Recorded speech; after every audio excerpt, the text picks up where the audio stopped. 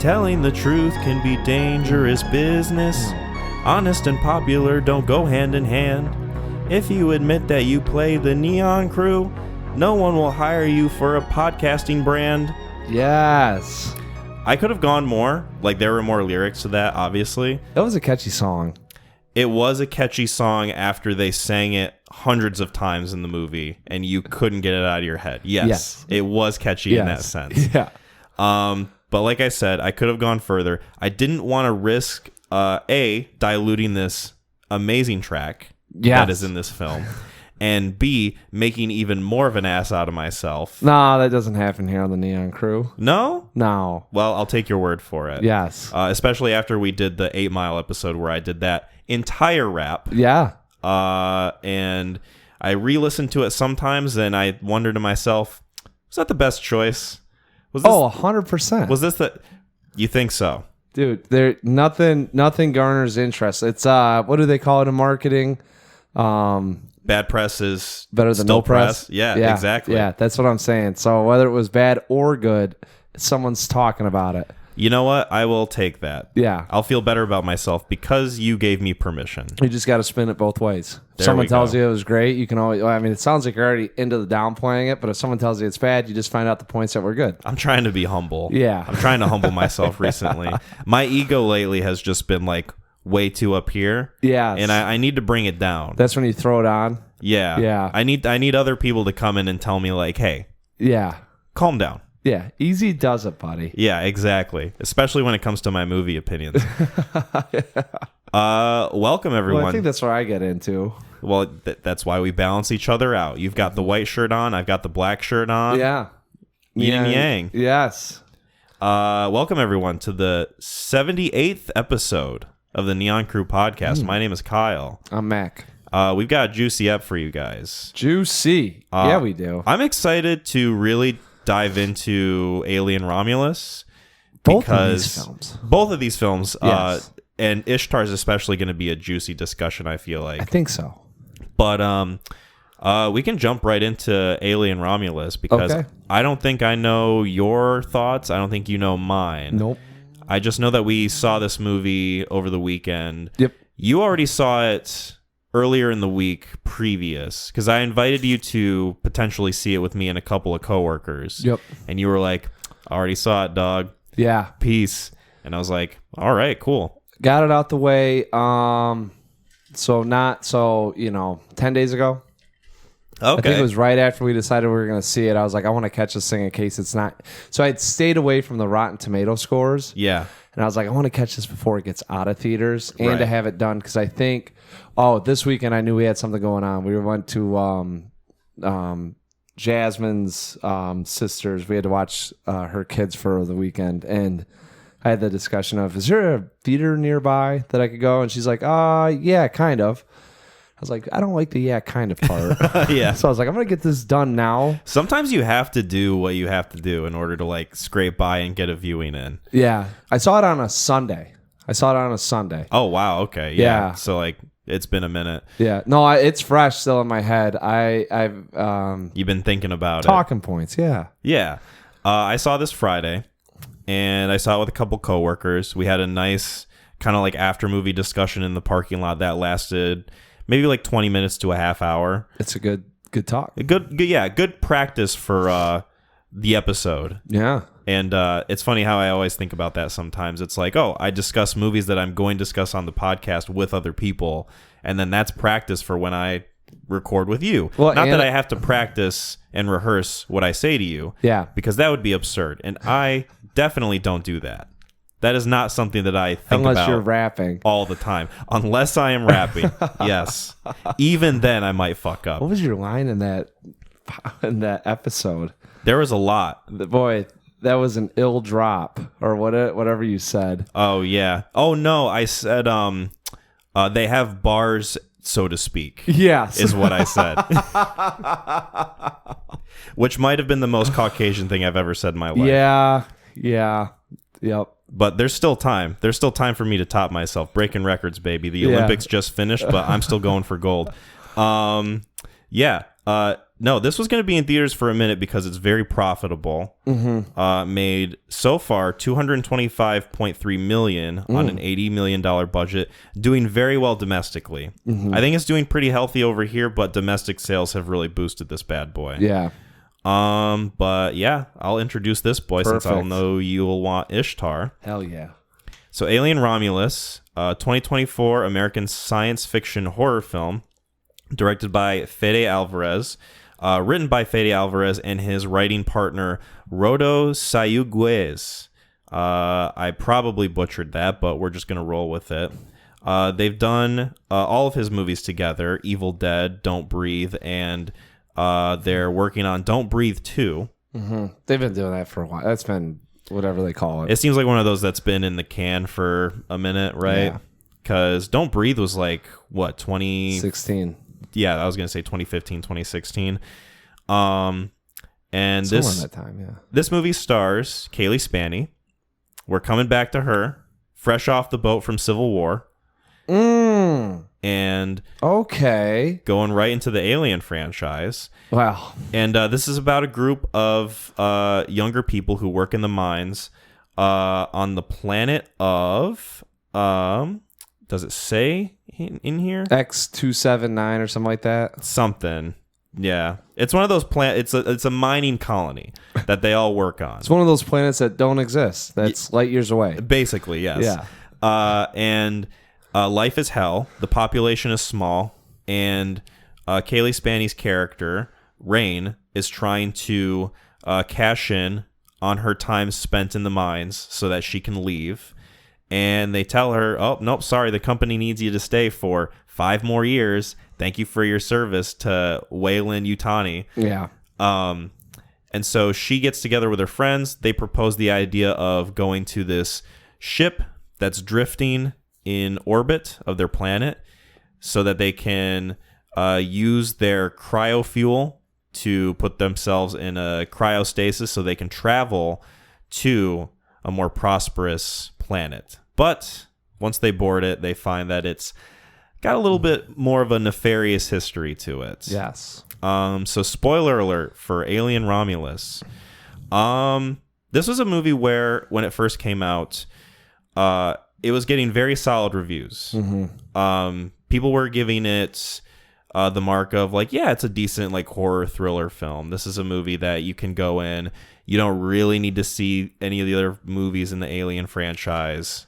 And it can kind of be like, oh, you know, this is just an enjoyable thing on its own.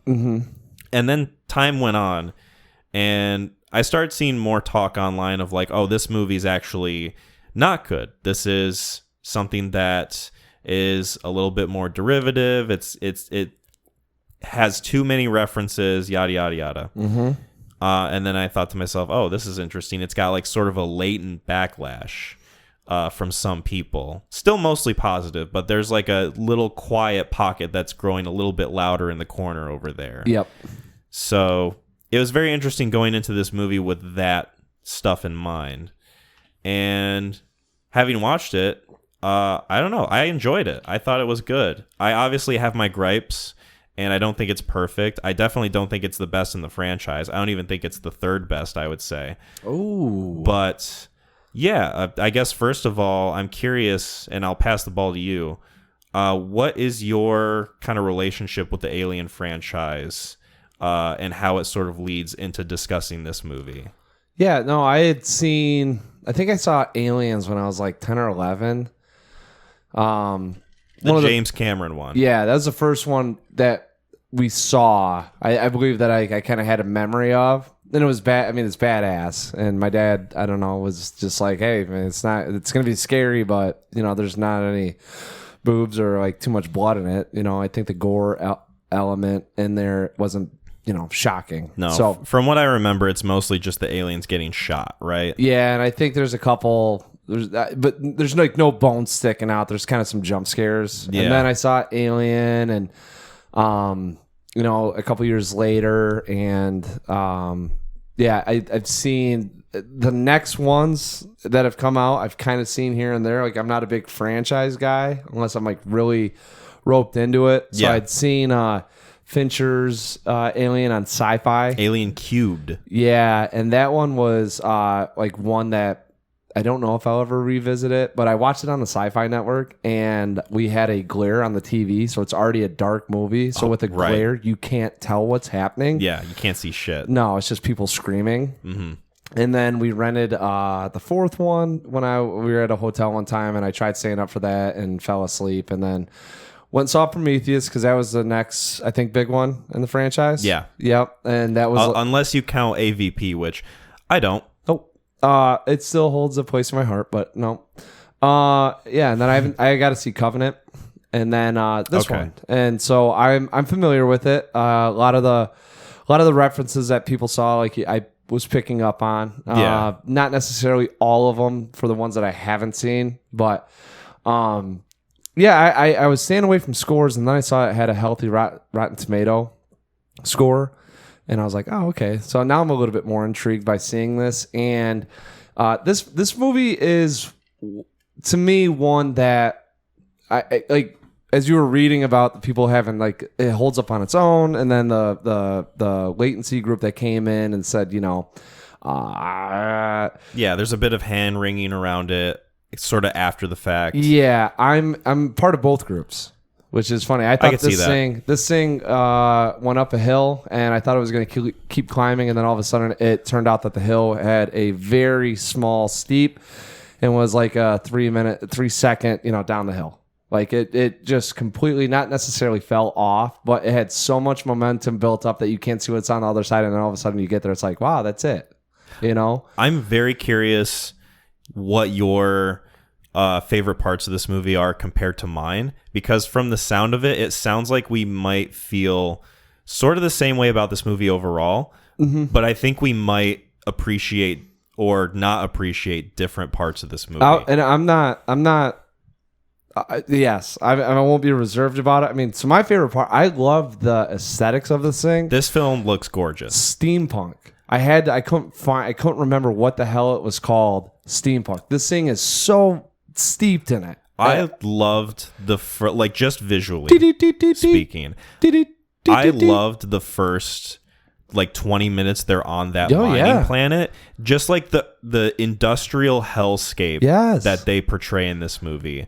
It just hits my core of what I want to see in a film. Dude, well... It's so good. The fact that the sun never comes up, everything's dirty, everything just looks miserable. The only source of light are these artificial lights that are shining on the machines.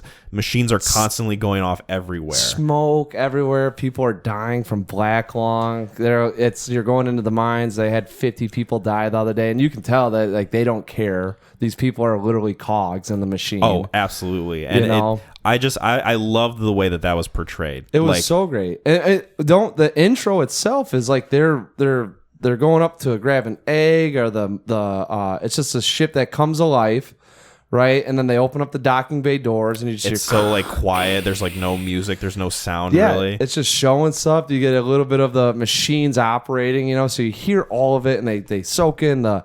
You can only assume it's the mother alien or the alien queen. That rock.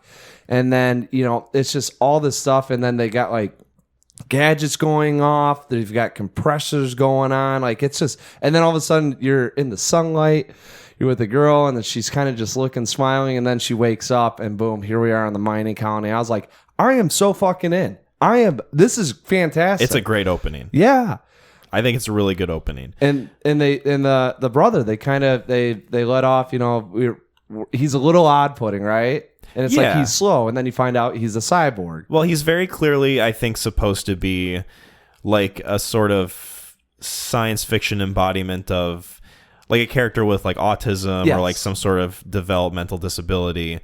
You don't know that right away, right? You don't know it right away. It's this guy there's clearly something wrong there. And then you find out he's an android. It's oh, okay, that makes sense. But it still gives you that same feeling of I kind of want to see this guy being protected. Yes. And you feel for him, even though he's a robot. And throughout the entire movie, there's characters literally telling you hey, you shouldn't give a shit about him. He's an android. Yep. I don't know. That's just an interesting start and a very engaging dynamic. Yeah. I guess I can kind of go over my experience with the franchise first before we kind of get into like our gripes, our likes and dislikes. I saw the first one not that long ago, probably like 3 years ago, and loved it. I think it's probably my favorite Ridley Scott film. I just love how claustrophobic it is, how practical everything is, which, you know, largely is a product of the time. Yeah. But I still think for what it is, it serves as not only a great like horror thriller sci-fi movie, but you could easily lump it in with like the classics of that time, like Blade Runner, and especially like a good companion piece to The Thing from John Carpenter. Aliens, I saw probably like a year ago maybe, and I enjoyed it. I thought that it's definitely a different flavor. Like if you want more of like an action-y type thing, then you'll have fun with it. And I did have fun with it. Right. But probably not as much as the first film.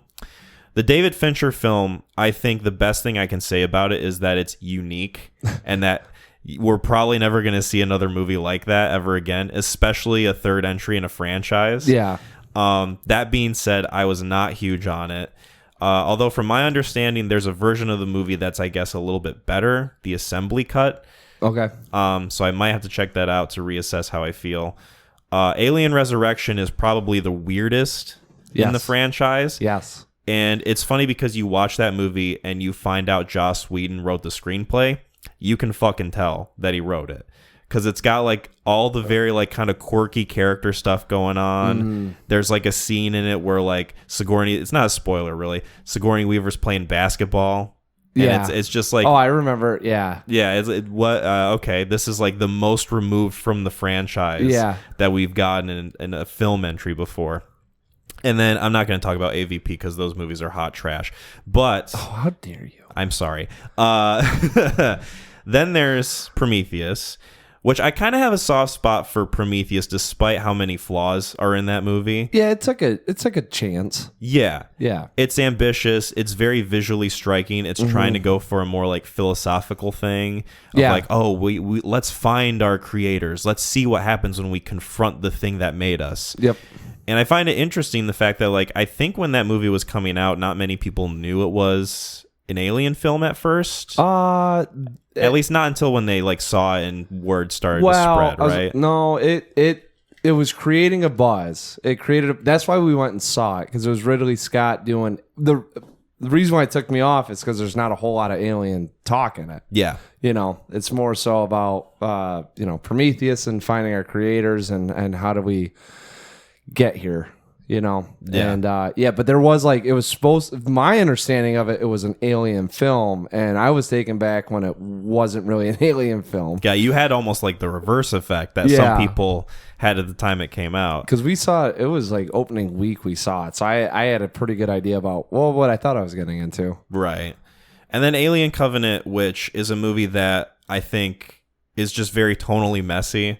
I think it's got some interesting ideas and like a good Fassbender performance.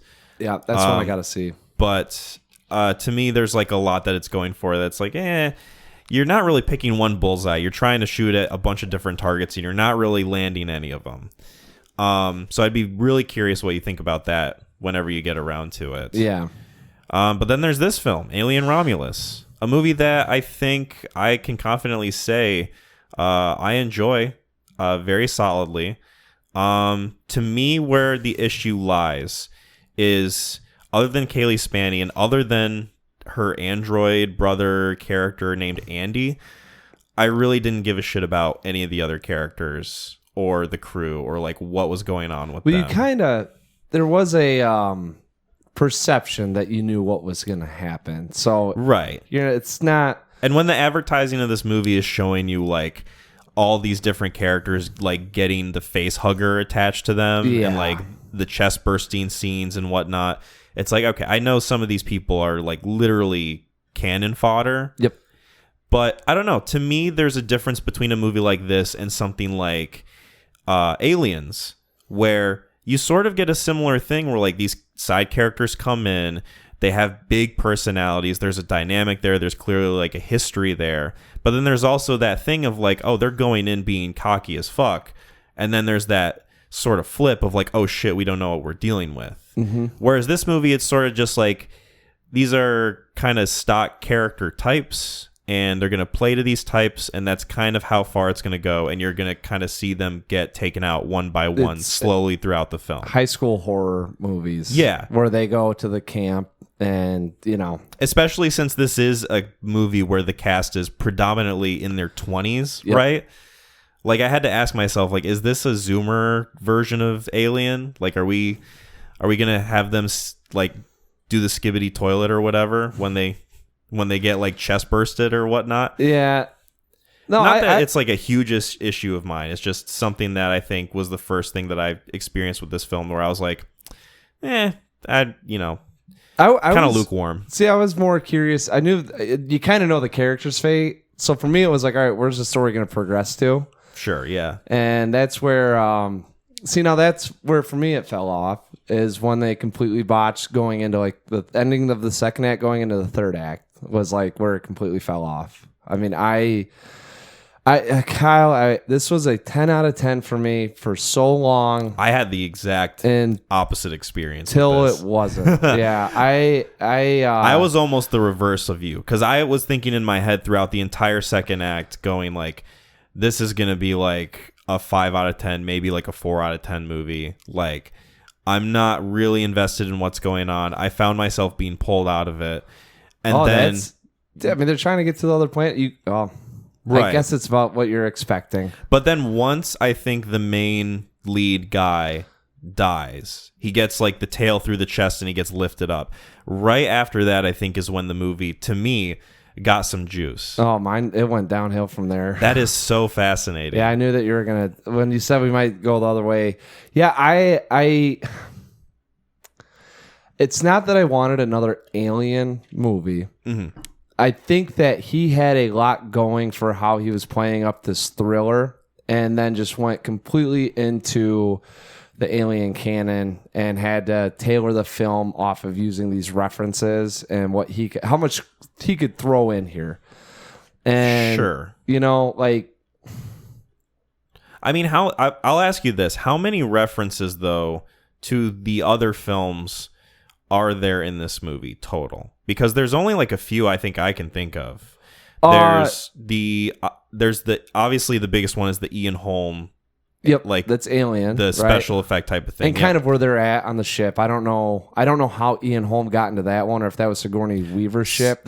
From my understanding, I think that is supposed to be a different version of the Ian Holm android. Okay, because they establish in other movies that you can have the same model for different androids. Yeah, that's where I was kind of.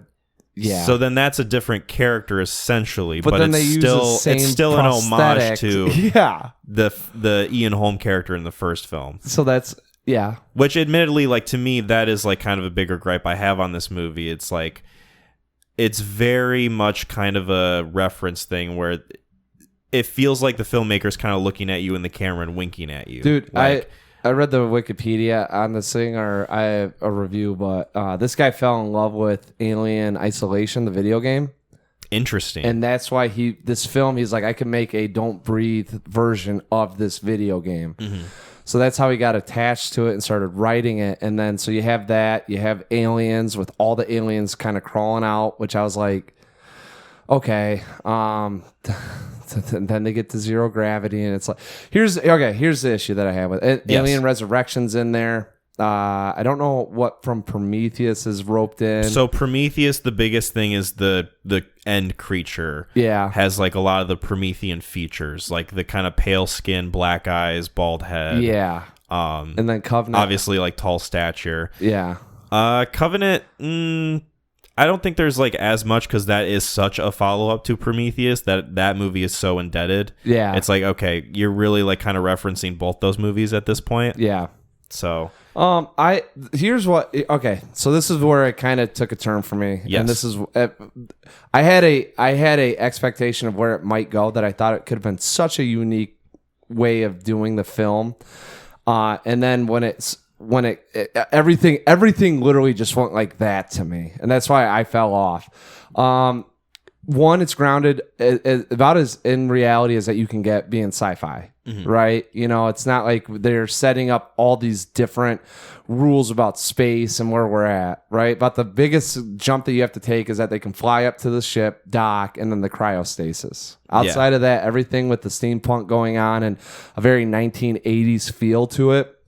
It was very industrialized with computers first coming out and all the noises happening. I mean, the sound design of this thing's fantastic. This might be the sound design is great. Like all the fucking crunches and like the machines and like all the alarms going off and stuff. All that is fantastic. And this is probably like maybe other than Alien 3 the grimiest Alien movie. And they can take the world because we have CGI now and they can really build up into it. So I'm steeped in like this is a very realistic look at this. These are things that could possibly happen if we were in this area, right? It's not like they set up these rules that you need to know about in order for it to go on. Like everything to me was as believable as you can get for being on a planet light years away. Yeah. And then the brother gets implanted with a chip. He's downloading data, and it turns he essentially flips his character almost into like a sociopath android. He almost becomes like a secondary antagonist. Yeah, exactly. Like I was like he's it's close to sociopathic as you can get because he has no feelings for these people, and his rule of I have to protect my sister now is out the window. Right now they're just numbers to him.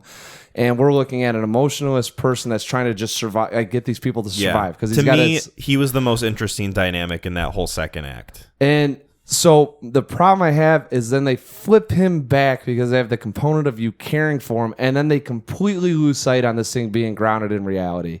They're floating in this chamber without gravity. See, I kind of like that shit though. I didn't mind it if that's one scene, right? They off the rails. I mean, it goes from that and then the elevator shaft, and the alien catches her, right, to eat her. But I mean, she already shouldn't have been floating up there. They have like trying to beat the time, and she's like, I was like, all right. And then, you know, the last thing, I'm like, why do they have to keep trying to be? That's the one thing I hate about franchises.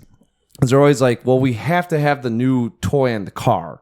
Right? Sure. If you're going from a 1980 Chevy to a 1985 Chevy, like it can't be the same. You have to add something in there. So we'll add cup holders. Like that's kind of a big deal, right? Like we're just going to take it up to that next level. So that fucking thing pops out and I'm like, God, who cares? You know? And I didn't mean to cut you off if you had more to say. No, that's where it fell off for me. Can I offer my perspective on it? You can. I completely understand where you're coming from. It seems like, especially towards the end, it does kind of feel indebted to have that, like, oh, okay, we need to like pump some juice into this thing. I think, to me, the whole second act where they're sort of like, it's during that period of time where the brother character is flipped and he's sort of working against them, but he hasn't really like revealed that yet. He's sort of serving Ian Holmes' character, right? They let on with a certain point that he was not the same person when he said we're gonna lock him out, we have to go. Right.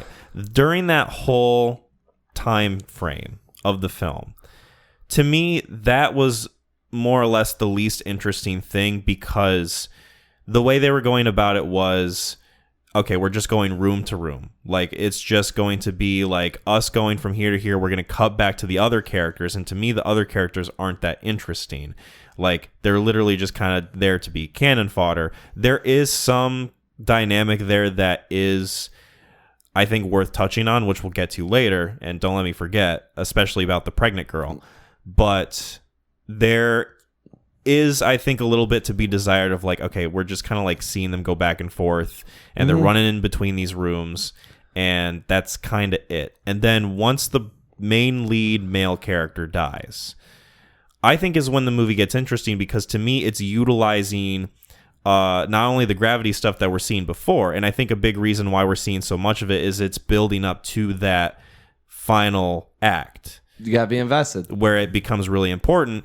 And I think it utilizes the environment and like the ideas of how the biology of the alien works really well. And I think that it's a very like kind of fresh take on that sort of thing. Not saying that every single movie needs to have a fresh take, but I did kind of perk up in my seat when the gravity scene of like them having to navigate the acid in the air was going on. Yeah. I was like, oh, this is like really interesting and kind of cool and fun. It is. That's not necessarily what I'm disputing. And then you get the elevator shaft scene, which I feel like maybe that's kind of where your issues started, maybe. Here's the problem, okay? Like with the whole gravity scene thing was you can't kill them. Here's a pulse rifle, but you can't shoot them. But you can shoot around them to make noise and maybe distract them because they're based off. And I really like the anatomy of the alien that they were talking about and some of the features on how to work around these things with the data that was collected. Okay, if that acid hits the ground, instant compression. Yeah. Okay. The ship goes haywire. Yeah. Well, it does, and then they have an elevator shaft cover up the hole. Like I'm like, okay, it's very convenient, you know. But I'm bought into a grounded version of this thing, not necessarily like, oh, this is fantastical and like we had already like they were so serious about stuff, and then all of a sudden it just went like, don't really care, let's just like have fun with it. And it can be fun, but the problem with me is I had a whole nother mindset about where it was going. Right. That's where it was like, hey, we're going to go on the kiddie ride. And someone told me it's like Shivering Timbers. Like it feels more like a tight sort of thriller at that point. And then it becomes more of a ride with the elevator stuff and like the gravity things going on. So I don't knock that stuff. I get where he's like you. I like that it's like a fresher take. There's a lot of this where I wish he didn't have to pull in references because I think that really changed the writing and what he could do or wanted to do, or he wasn't confident in what he had built. Because I feel like the first, before they get, probably until that elevator shaft, right, was all him. Yeah. And then he got to a point where he's like, need to figure out how we're going to end this thing. Let's just start doing this, that, and the other. And that's when it turned maybe to the writing partner, or they just went off the grid. Sure. I'm trying to figure out what other references there are besides when Andy sort of stomps on the alien and goes, "Get away from her, you bitch." Because that to me was like the biggest eye roll that I had in the movie. The aliens crawling out, like that's why they had to have that whole elevator shaft scene with all those aliens coming at him. It was like aliens. Okay. So that was a reference into aliens, you know, like in the second one where they're going through and then all of a sudden there's a whole herd of them. They're turning into parasites, right? That's what it was. That's what someone had mentioned that was referenced to, was that was about the only pull that they had. Gotcha. Yeah, I don't know if I necessarily thought of it that way. I think I just looked at it more of like, oh, you know, they have a myriad of aliens coming at them, so they have to do what they have to do. I also don't know where those things came from. Right. I don't know. I thought it did a good job of like sort of setting up that kind of set piece, making you think that the movie is like on its way of wrapping up, and then it goes into that like really final part of it, which I saw that coming from left field. Well, here's the thing though. I don't know. Maybe I'm just easy to trick. Maybe I'm just like easy to please. I did not see that final creature coming. I thought they were going to make like Alien, one of the other Alien films, because I don't want to give it away. Sure. As soon as he hit her with our isotopes thing or whatever, that black thing, I was like, all right, this thing's coming out, you know, and then very horrific scene. I applaud them for that, because that made me like feel disgusted. And I was like, wow, it's been a while since I've watched like a horror film. I was like, oh, this is so, you know? Yeah. And you know, it's like, well, I can only imagine that it's going to be, I thought they were going to pull back Prometheus, you know, and then the creature was kind of startling, you know.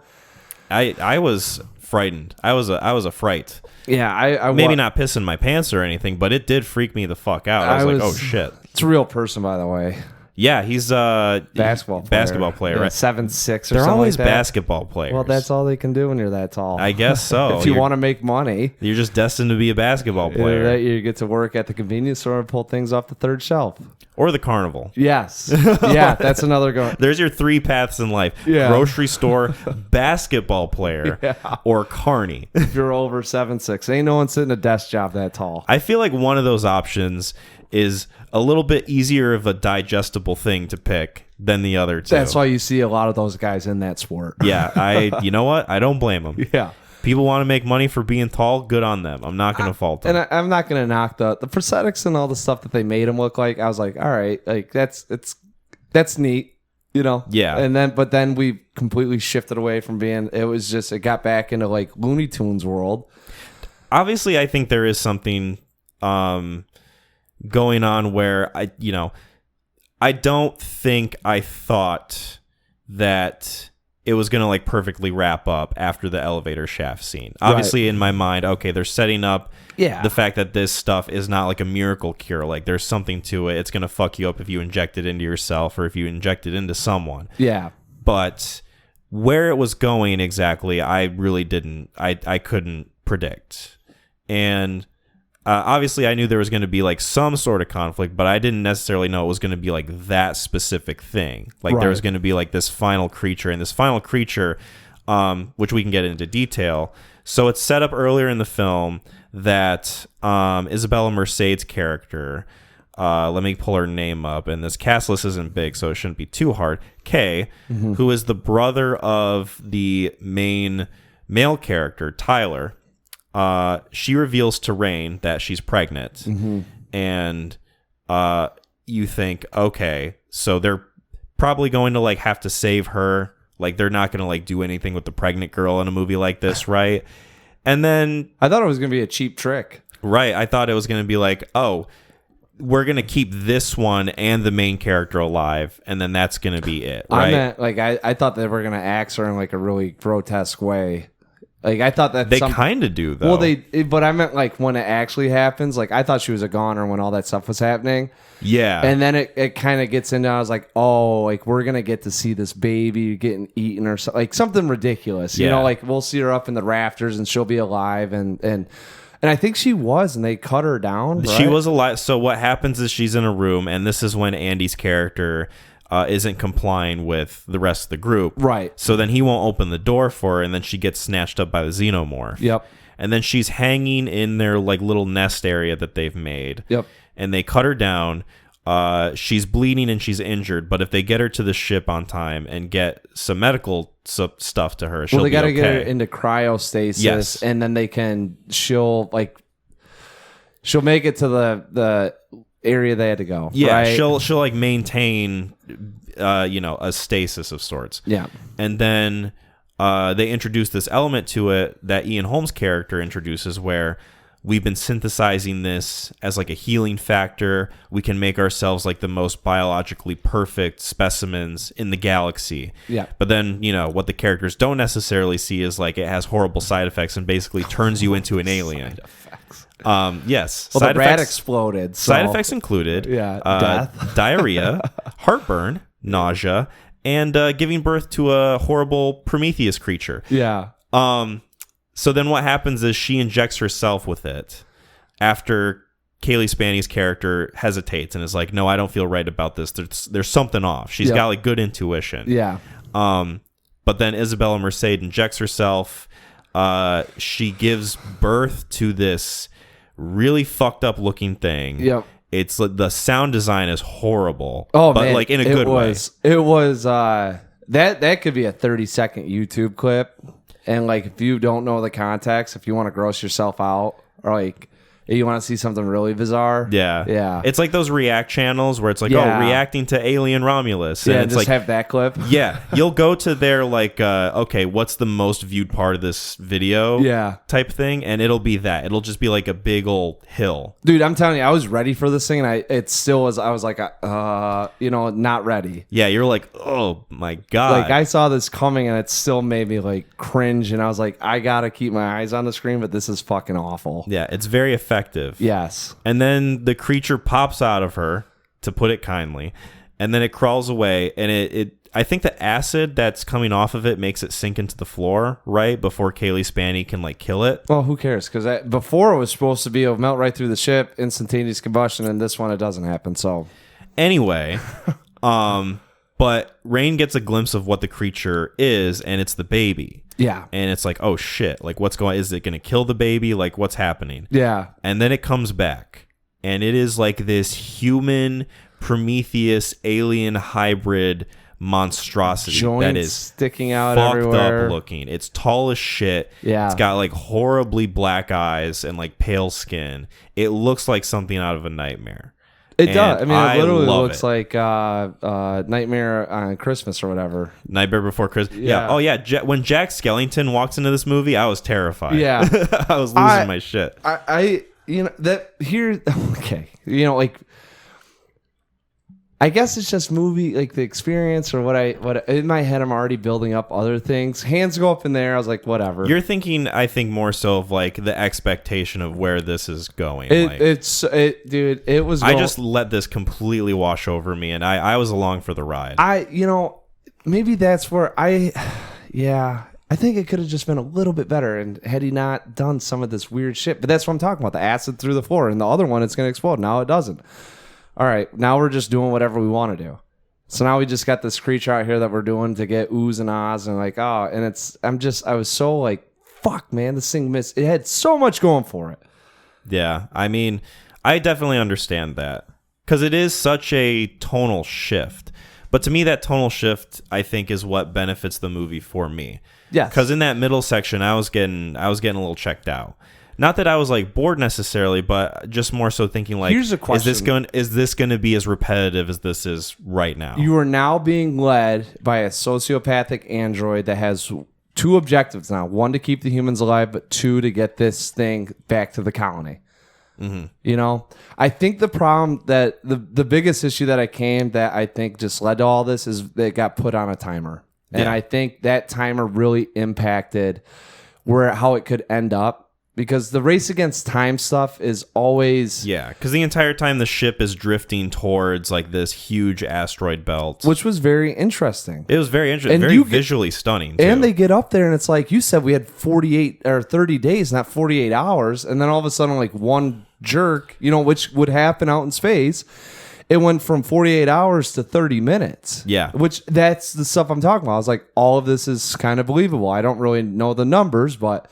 We're now getting into, hey, like our time's changing, so we got to like pick it up now, right? Mm-hmm. And and that's for me where I was kind of like, all right, if they can figure out how to get this race against time, and you've got this android that now is switched on us, which is the most powerful thing that is leading these people and doesn't care whether either of these people survive, they could have put in a lot more philosophical conundrums going on with what do we do? How do we take him out? Where's he leading us to? Obviously, he doesn't care. Where are we going to get to next? Yeah. And he kind of had some not leadership but drive on, hey, we're going here, we're going there, and they have to follow him because if they don't, he's like, see you later. I'm going to lock you out and you're going to die. Mm-hmm. They just like it was all of like what 20 minutes before she fixed him again.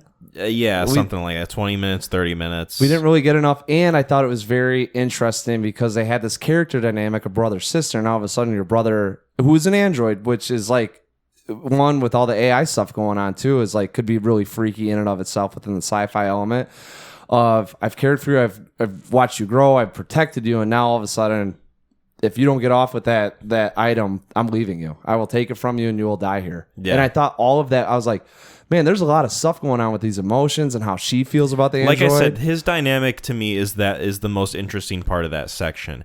And it does do a pretty decent job of not like hitting you in the head with the philosophical android ideas that it introduces. Right. But it is there enough for you to kind of like gauge your own thoughts on it and be like, okay, is this like...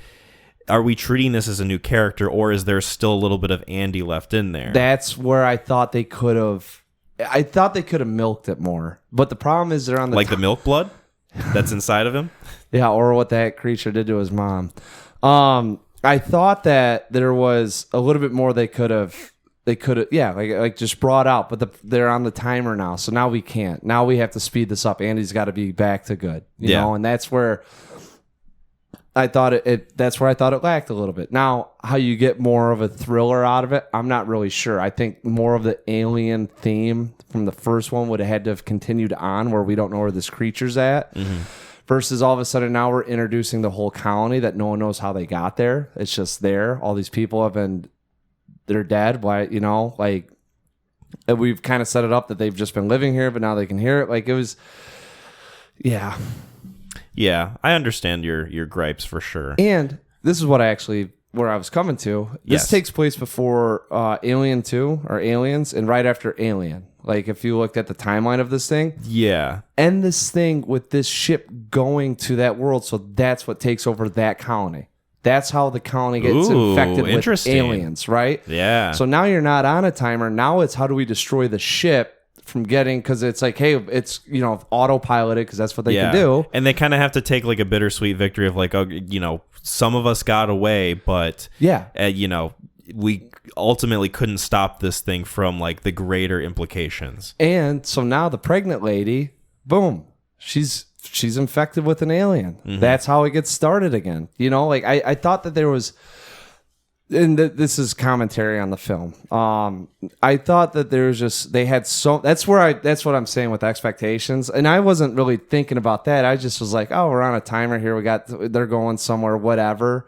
That's where it eventually got me to. I was like, man, they completely went into Carnival Ride, and I thought he had a solid story going up until that point, and then when you get into the fun stuff, it wasn't fun for me because, oh man, it was a lot of fun for me. Let me tell you. But that's where we're at, because the first part of this whole thing, I'm like going on this like, all right, this is where it could go to, and you're just like, let it sweep over me. Yeah, and that's maybe I think why I can understand the group that.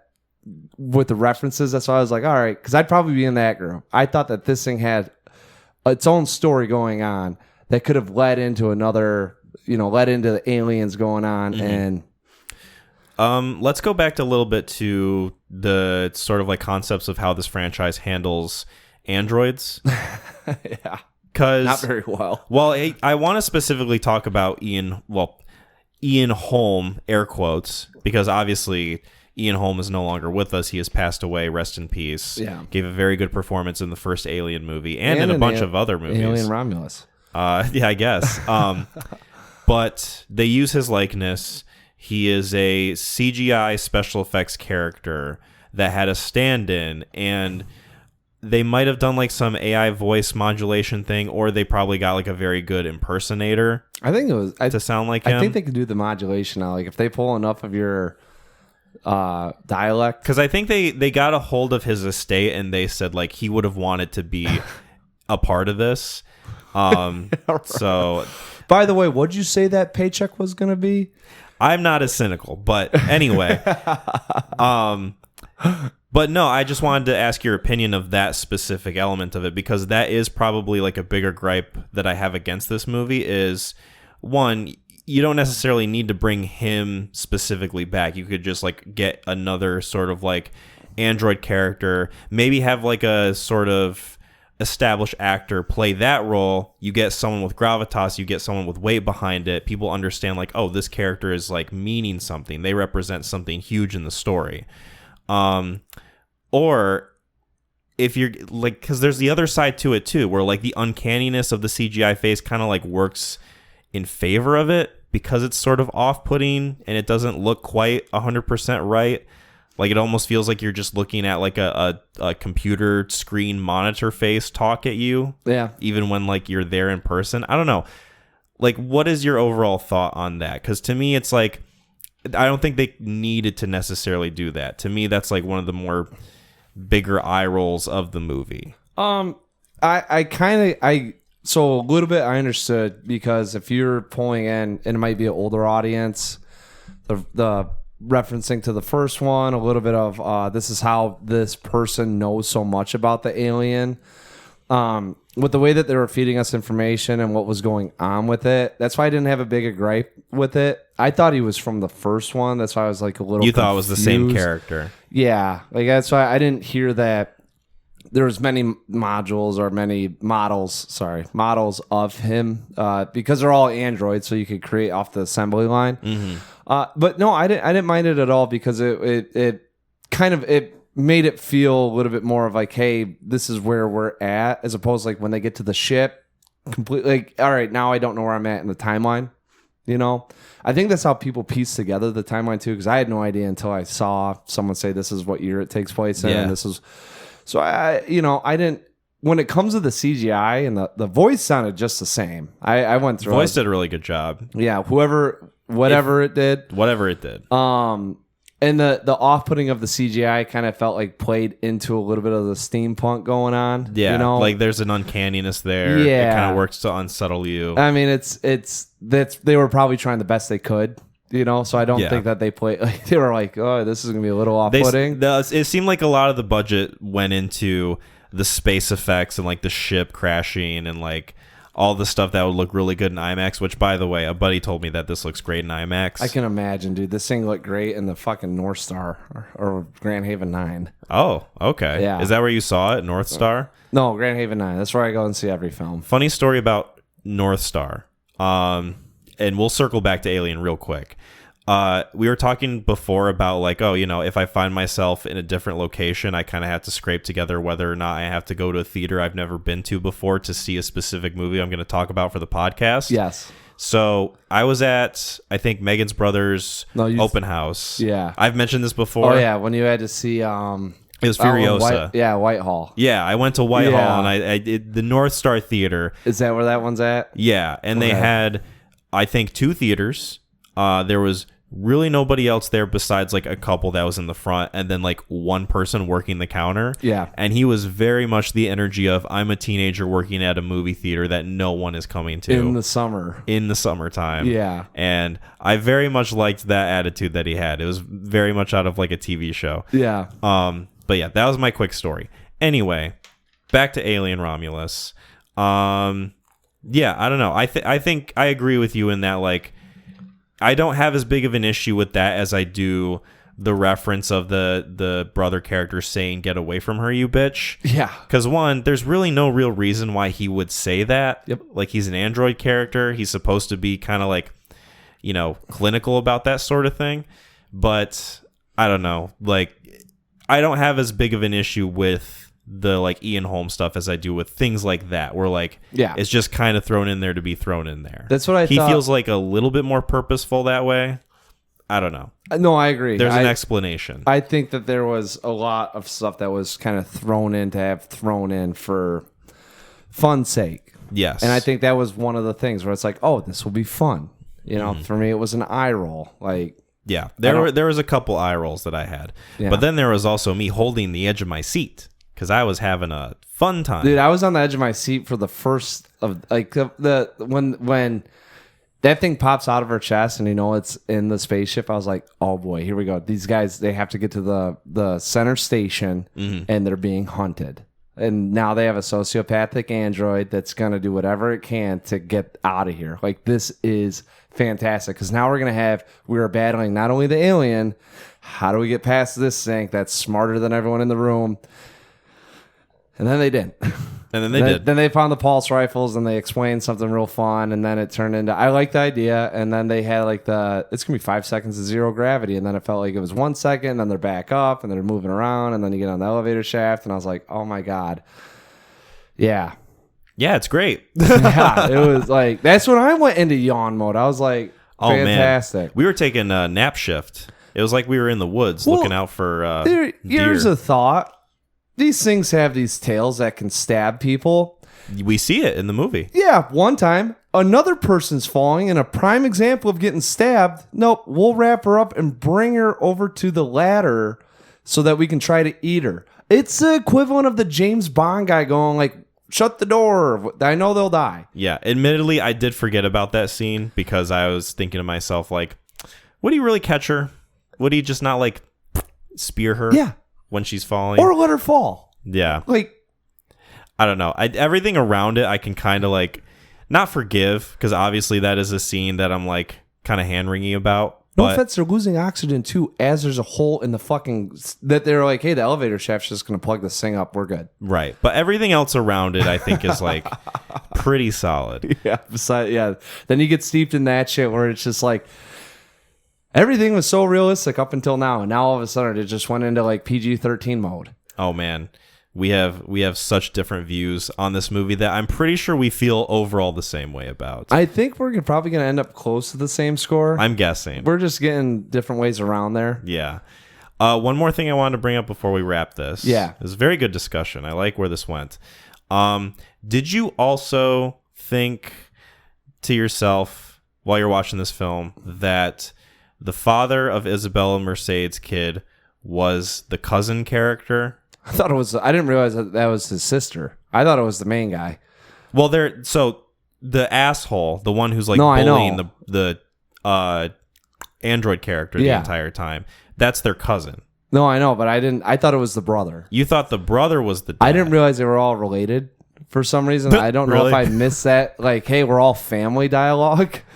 But I was trying to pick up who's who in the scenario because I was like, the main guy has these people. I like how also too, like she's sisters with that one guy, Tyler, and then cousins with the other guy, and she talks completely different than those two guys do because she's kind of like, you don't want to know who the father is. He's an asshole. Like, I'm talking in kind of like this normal sort of like American non-specific accent. Yeah. And then you get to the other guys and they're like, oh, bruv, there's something in the water. Yeah. Oh, it bit me. Yeah. Oh, no. Andy, open the bloody door. My sister's dying. Like, it's a little bit jarring.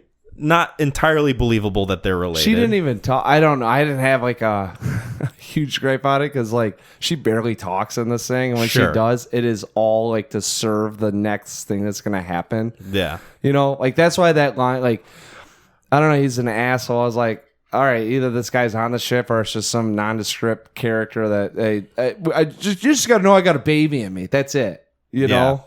But to me, when I was watching the movie, because they do have that moment where they kind of, it's before the asshole guy dies, and they kind of look at each other like a little bit too long. That was a fun death, by the way. It was a fun death. I like that a lot. I did too. And they set it up well too. Yes. But you could do a whole movie like that? Weird. Anyway, so I had that thought in my head of like, oh, did they get it on? Is it his kid? And then on Reddit, the director of this film, Fede Alvarez, has a Reddit account, and someone made a post on the Alien subreddit, and he responded. And because the post was like, did anyone else pick up on the fact that like it might be the kissing cousins? They might be kissing cousins, and the director made a comment and said like, yeah, you got it. That was it. Really? Yeah, he just fully went in there and just answered the question. Like, yep, you were supposed to pick up on the fact that like, yeah, he's the father of the kid. Because I guess they're on a mining colony and there's not much tail. I think, how many people did it say were living on that planet? Like 2,200. Less than 3,000 or something like that. It was 2,273 or something like that. I saw that number. Slim pickings, I guess. I thought that number was going to play a part of something. Like, you know. It kind of did. The ship coming back, maybe crashing, aliens getting out, taking over the colony, and then all of a sudden that's where aliens happens. I don't know. That's just me. Sounds like you need to get a hold of the studio and you need to pitch them a different version of this film. No, this thing, the sad thing is I would take the first probably 45, 50 minutes of this thing and then redo the second half, essentially. Mm-hmm. Yeah. I had a feeling you would. Should we get into ratings? Yeah. You want me to go first? No, you read it off, so I get to go first. Cool. Right? This is a 7 out of 10 for me. This was a 9 out of 10 for about 45, 50 minutes. And that's how far you can drop when you absolutely botch this thing. Now, I shouldn't say absolutely botch. It's fun. Obviously, it's kept me thinking. I saw this, what did I say, 9, 10 days ago? Yeah. And I still remember a lot of the scenes in here. Like, a lot of it is effective. And this is when we talk about, like, production design, sound design, cinematography, like, a lot of the elements being met. And then just kind of having a fall off. Some of the characters, and not that you should feel attached. I thought they did a decent job trying to build up some of the relationships and feeling some sort of attachment to him. Like Andy, I was kind of rooting for the whole time, even though he goes from good to bad to good, you know, like it's kind of like, damn, like, all right, dude, get it, man. Like, you've been picking on, like, get it, Andy, dude. People have been picking on you and shit. You think Andy fucks?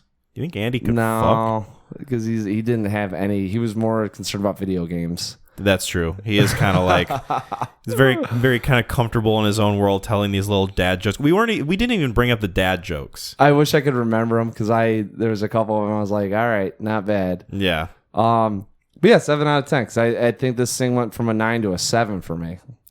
Damn, I was almost the reverse. Yep. I I really like the way this movie opens. I think we both agree that the opening in this movie is very solid. Dude, it for you, it probably didn't go bad until they introduced those characters. Like, we're hitting the ship going up to it, and you're like...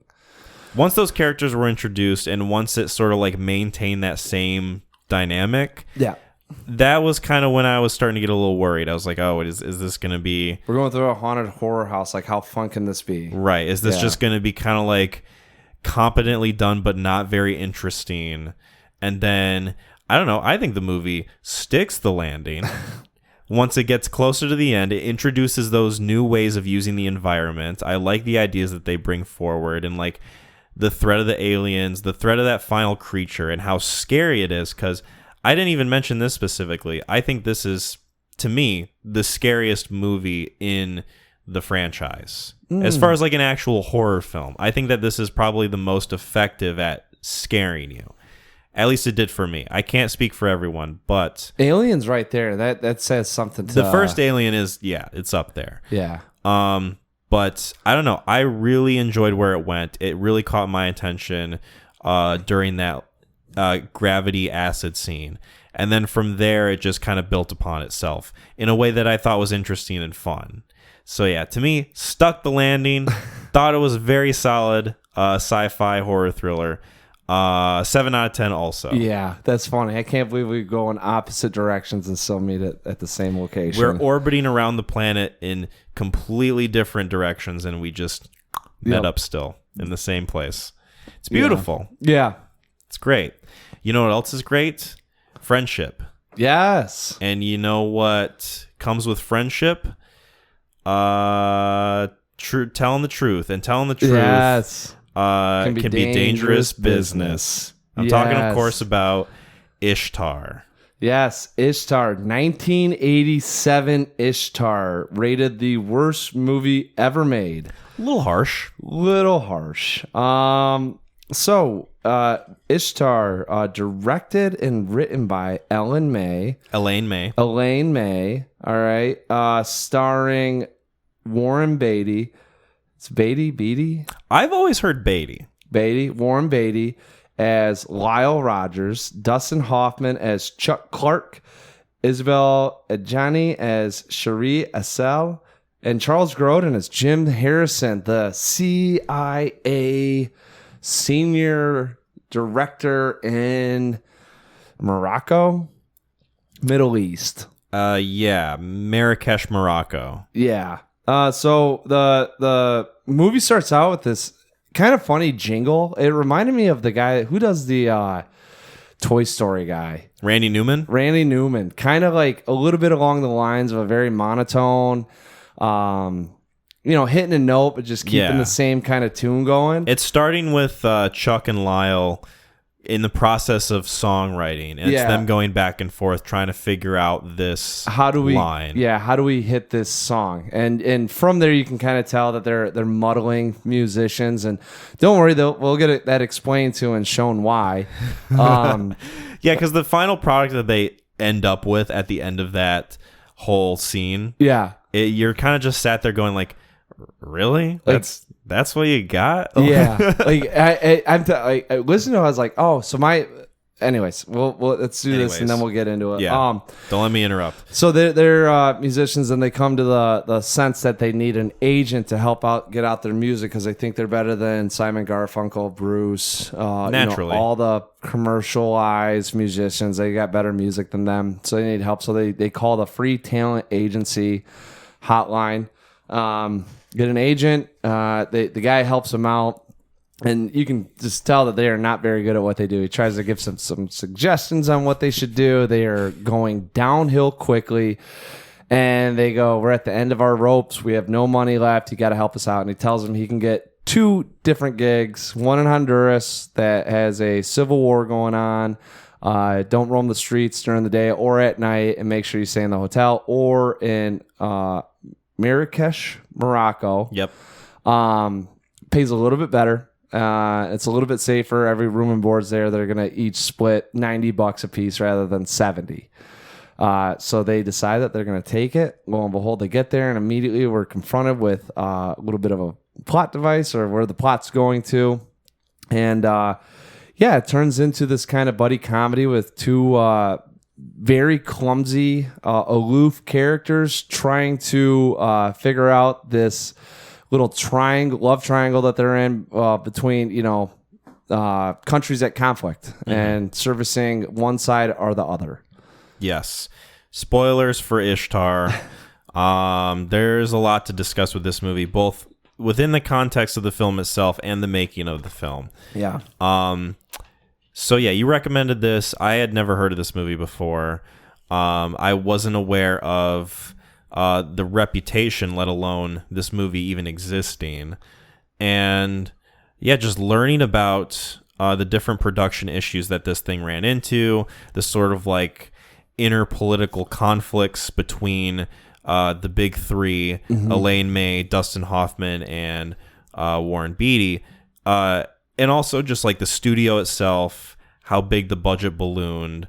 Watching this movie and then learning about all those things retrospectively makes a lot of the issues I have with this movie make sense. Yes. And do you want to get into more of like the production issues and like kind of like the process of this movie before we get into the movie itself? Yeah, we can give everyone kind of a heads up so that way when you're watching it, real quick, this thing graded out as worst movie ever made, right? Yeah, it has a reputation.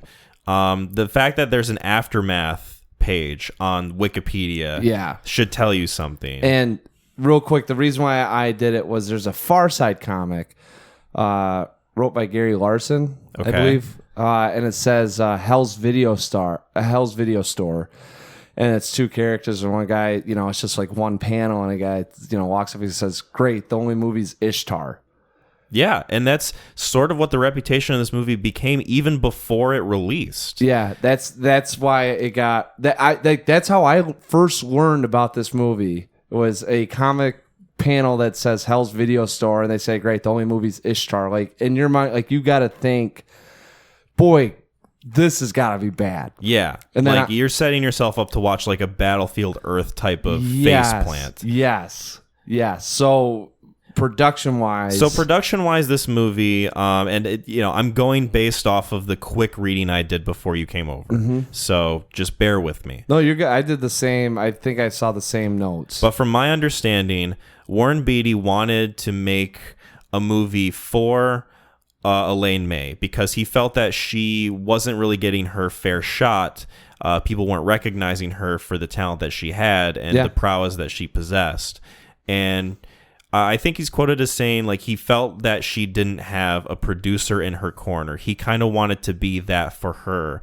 Sort of like, I don't know if he had like a little bit of a savior complex, sort of like a representation that he wanted to uphold by like lifting her up a little bit. Could be equality. Could be a very bright female here that's just not getting ahead because she isn't a male. Right. But then there's also like, I think a genuine friendship behind what he's trying to do.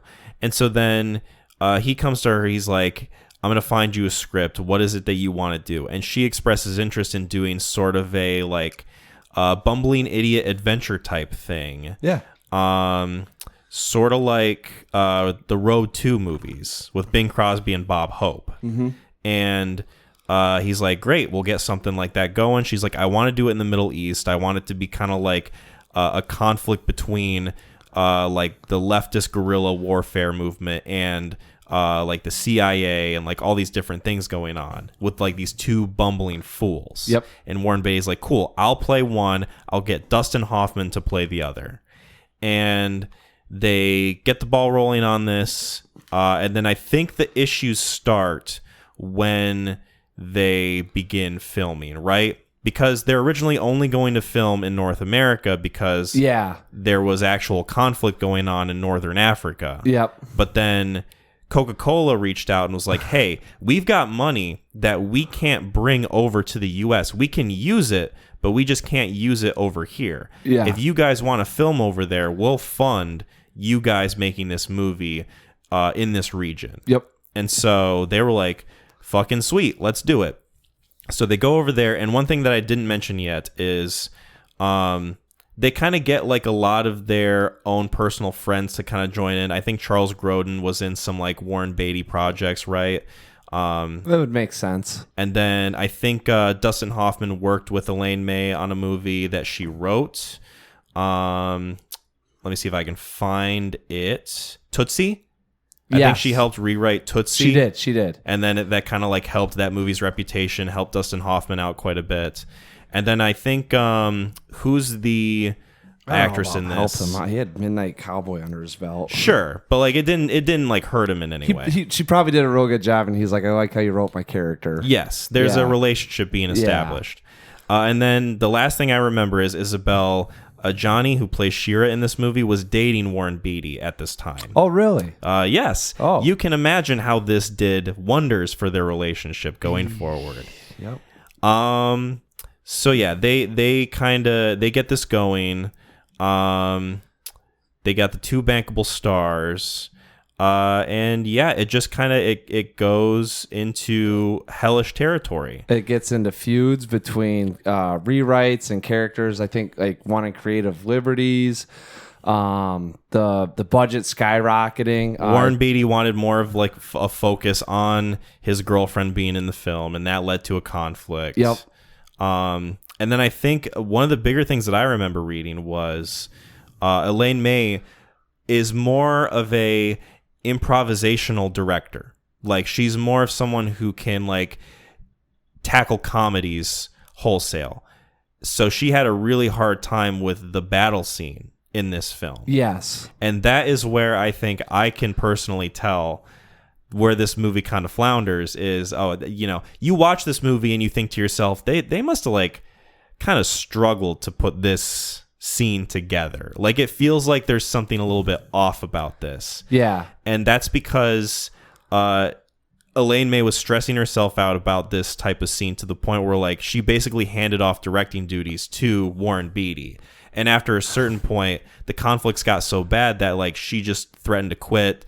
I think the head of Columbia changed because the budget ballooned to a point. Oh, one of the production companies they fired bailed. They bailed it, or they like fired their CEO or something. Yeah, and then they replaced him with someone who had a personal grudge against Dustin Hoffman and Warren Beatty. Yeah.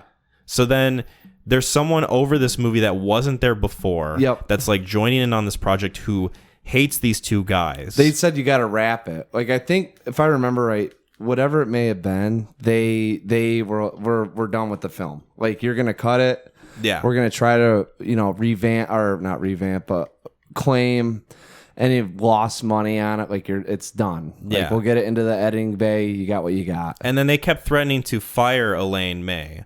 But then Warren Beatty would still stick up for her despite all the conflicts that they had. Yeah. So then she remained on the project.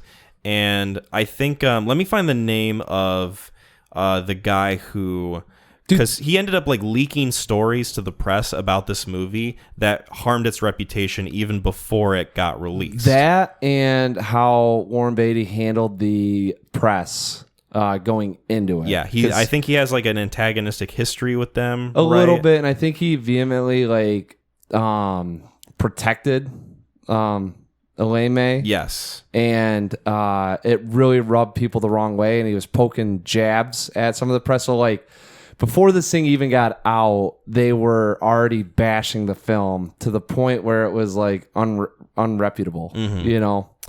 David Putnam was the replacement for McElwain, who was the previous head of Columbia Pictures at that point. But David Putnam has a personal vendetta against both Beatty and Hoffman. Yeah.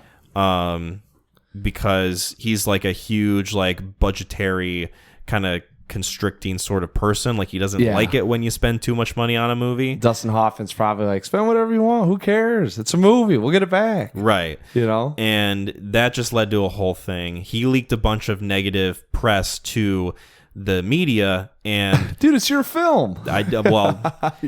I think he personally just wanted to tank the reputations of those 2 guys. Probably. So then he released those pieces of information that really like kneecapped this movie hardcore before it came out. He was like, we'll eat the losses if I can end their careers. Yeah. Essentially, this movie was set up to fail almost from day one. It was sabotage, and a lot of people heavily sabotaged. A lot of people that did reviews on this thing or have talked negatively have only heard from word of mouth. This is like one of those funny, like, gossip takes off like fire. Yeah. That people, you might not have seen it, saw it in theaters, and were like, oh, we're not watching that. That's like an awful movie. There's something to be said about the fact that a lot of the sort of retrospective takes on this movie now acknowledge the fact that reviews back then, you would be hard-pressed to find one where in the opening paragraph it didn't mention the over-ballooned budget or the conflict that were on set. Yeah, and it's like you can tell in the film that both of these things, and like people are griping about the money that went into this. Like, right. Oh, can you believe that they spent that much? Like, I'm not seeing that. I'm not So you're going to go see another film? Right. That's spending another $200 million? Like, the fuck are you talking about? Well, it's also something to be said, too, that like critics would harp on this movie for all of the outside reasons that went about the production of the movie rather than the content of the movie itself. Yeah, some of them attacked it. Some of them attacked it, like saying it was deeply unfunny, that it was like completely face planted, worst movie of all time. See, and that's where like the problem with comedy is you rub someone the wrong way, I can force myself not to laugh. Right. You can kind of determine like, oh, this is not funny. I don't find this funny at all. Yeah, and that's where I think that I didn't know that this was a comedy. So this thing kind of, as it went along, I'm like, all right, this is a little bit funnier. Oh, this is like bad funny. And then I realized like, oh, this is just kind of funny. Yeah. You know, like I was very happy I didn't know it was a comedy. I thought it was like a bad, like, hey, muddling musicians. But imagine if they were like political thriller. Like if this film was a political thriller, this thing would be fucking awful, right? And then you've got Dustin Hoffman and Warren Beatty fucking around. Yeah. And it's like, I'm being misframed for viewing this movie. And like, what is going on here? You watch them and be like, oh, they really don't care about this thing whatsoever. Mm-hmm. And so I had no idea. And then it was kind of comforting finding out like, oh, this is, and then seeing her work, I was like, oh, this is definitely a comedy. This is supposed to be funny. This isn't like political thriller out in the Middle East. It was made to be a comedy like from the get-go. Yeah. So that's a good segue into talking about the movie itself. Obviously, I don't think either of us think that this is the worst movie ever made. No, God, no. I don't think that the reputation was deserved. No. I think that this movie has some things going for it that are actually pretty funny and interesting, and there's a dynamic there. Maybe it's not a wholly original type of thing that it's going for, but I think it does have legs to stand on. I don't think it's like completely devoid of any value or creativity. So with that being said, because I gotta see where you stand on this, because this is probably like where it could make or break the film for you. Mm-hmm. And we're just going to start out heavy-handed with it. What did you think of Hoffman and Warren Beatty's performance? I thought they were fantastic. Perfect. I thought they were great. I think they did what they needed to do. Okay. I think they brought their A game. They're like, they're comedically on point. All the scenes where they're songwriting together. Oh my God. Which there's a decent amount of those in this movie. Yeah, they suck at their jobs. They give up everything, and they just like in dire straits are coming up with like, oh, that's not a bad jingle. Yeah. Favorite part of the movie. Like, favorite parts of the movie. Are those two guys together, right? Are those two guys together when they're kind of riffing, they're coming up with lyrics, they're sort of on stage trying to perform. Yeah. And people are in the audience going like, who the fuck are these guys? Yeah. It's like, that to me is like where the movie shines the best. Oh, they didn't need to be off the screen.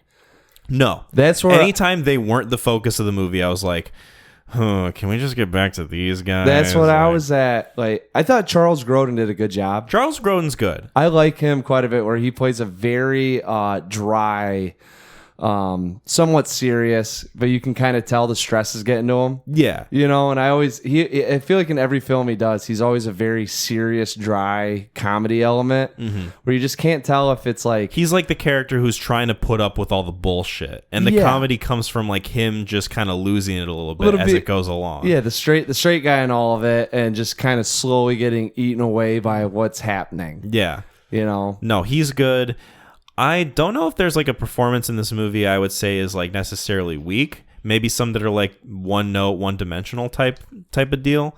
But overall, like as a comedy, I think this works for the most part. I think that it made me laugh a bunch when they're like kind of coming up with lyrics, and it's just like the dumbest shit in the world. Oh, it's awful. Telling the truth can be dangerous business. Are you fucking serious, dude?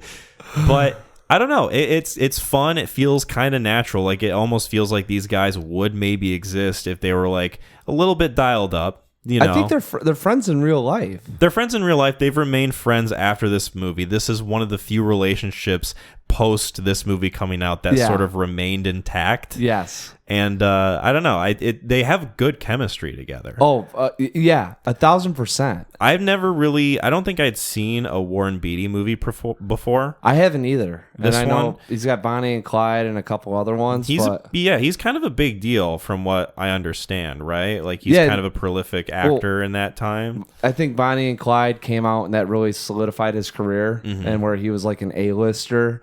So when this thing comes out, you got Hoffman who's on the rise, right? I think he's still kind of like he had Midnight Cowboy, but maybe still like, you know, not necessarily mainstream or at least getting there. But Warren Beatty was, because the older generation knew him and probably the younger generation, because Bonnie and Clyde was, I'm assuming, a fun relationship movie and action packed as about what that time could give you. So like. I gotta imagine when people saw him, they're like, "Oh my God, it's Warren Beatty," you know, blah blah blah. And Hoffman's there, and Hoffman's performing his ass off. You know, not Charles Grodin. Warren Beatty is good at playing such an aloof dumbass. Yeah, like he's so oblivious in this movie. It is so funny. He does such a good job of just like not knowing what is going on. The tire factory came in and not being annoying about it. Population shot up. You know, about 300,000 people within a night. I said, we're getting out of here. Well, we're going to Nashville or New York because that's the only place that plays music. He manages to balance that thing of being a dumb character, but also being likable and endearing. Yes. Because there's so many times I watch a movie or a TV show where a character is like, for comedic purposes, supposed to be dumb. Yeah. And a lot of times I just get fucking annoyed at them. Yes. Because I'm just like, how can you be this fucking stupid? Yeah. Like, I don't get it. If I met you in real life, it would just irk me and I'd want to walk away from you. Whereas like this guy, it's like, oh, okay, there's like kind of a quaint, innocent, sort of like sympathetic quality to him. Well, they play it up with like the aspiring musician, you know, and yeah, they're doing something in earnest. They're like trying their best. They're passionate about what they're doing. So like, even though he is totally like you looking at him, and you're like, there's no way he makes it, you know. But at the same token, yeah, like you said, there's something to be said about the innocence that's going on with pursuing something of this nature. And just not really knowing, but still giving it your all. Like I think it's respectable, almost in a sense. You know? And it's like you're trying, you're doing what you can, even though you are not good at it at all, and you have almost no right to go into music. Yeah, but there is an endearing quality about it that I think he just nails the performance of. Yes, and then Dustin Hoffman is also really fucking great too, as like that inverse of it. Going about it in the way of like, oh, he's kind of like the ladies' man. He's more confident about it. But at the same time, there's like this underlying thing of like, he's kind of a miserable dude. And when he breaks down, it's like, okay, I believe this guy's life is falling apart. I believe he would chuck himself out of a window. Yeah. Like it's not, both of them are playing almost with getting to the same endpoint. Of that oblivious passion for just pursuing something that they so desperately want, right? And not having a clue of where they stand against the odds. In one hand, but Warren Beatty is like aloof, you know, not really. He's not quick-witted. He's not picking up on it, pursuing to the same point. Hoffman, on the other hand, I would say is like Hemsworth and Furiosa, where he's got this brazen confidence about him, but he's still a bumbling idiot. He just does it with charm, you know. But they're both gearing to the same point or working to that same end of the line, and they do a good job of making it believable, and that their characters are truly striving to obtain that goal. It's a good display of a character who is a dumbass, and then a character who doesn't think he's a dumbass but is still a dumbass. Yeah, exactly. And I think that just makes for a good dynamic. And I don't know. I just really like the songwriting, the performances. It's the blind scenes. leading the blind. The blind leading the blind. Blind camel. I think this camel is blind. Yeah. So then it gets to the territory of like, okay, they have to go to Marrakesh to perform because there's like no other way for them to make money doing this thing. And I also like how they're like, oh man, Simon and Garfunkel, who the fuck are these guys, right? These guys, they don't know what they're doing, all right? They don't We're have the big our shots. talent. They only got, because they can write the music. If we could write the music, we'd be where they are. I know. I was like, such a good line. If only we could do the thing that makes them famous. Oh man, I fucking love it. But then I don't know. I do have issues with this movie. I don't want to pretend that like this is like a perfect, great film. No, this is a 1980s comedy. Yeah, it's schlocky, it's dumb, and then there's also some things about it that I think are just like sort of weak. They kind of bog the movie down. Mm-hmm. There's like a lot of stuff in this movie that's just sort of like uninteresting, schlocky. Doesn't really feel like it's trying at a lot of points. Well, I think it plays into what you're talking a little bit about with the production of this thing of, hey, we want a CIA crime comedy thriller going on, not necessarily just a comedy. Yeah. You know, like we've got to get more going on here because this isn't, you know, and people stepping in saying like we got to get more people into the seats. A comedy ain't gonna pull off the budget that you just did. Like let's start figuring out how we can get some action in here. Right. That's why the budget's so big. That's why it's set in this place. It's like, okay, there's like a little bit more going on here. It kind of wants to introduce these things with a little bit of weight, but at the same time maintain that comedic edge. Imagine if it was and I don't think it works quite well. No, imagine if it was just espionage. That'd be so much more fun than like we're gonna pull in guerrilla warfare, civil war, you know, a lot of big concepts that they're brushing over that you know is gonna have no payoff, but they're making it central points. Well, here's the thing that I think I can maybe summate with this statement is that I don't think this movie really gives a shit about plot or story. Or anything going on with that.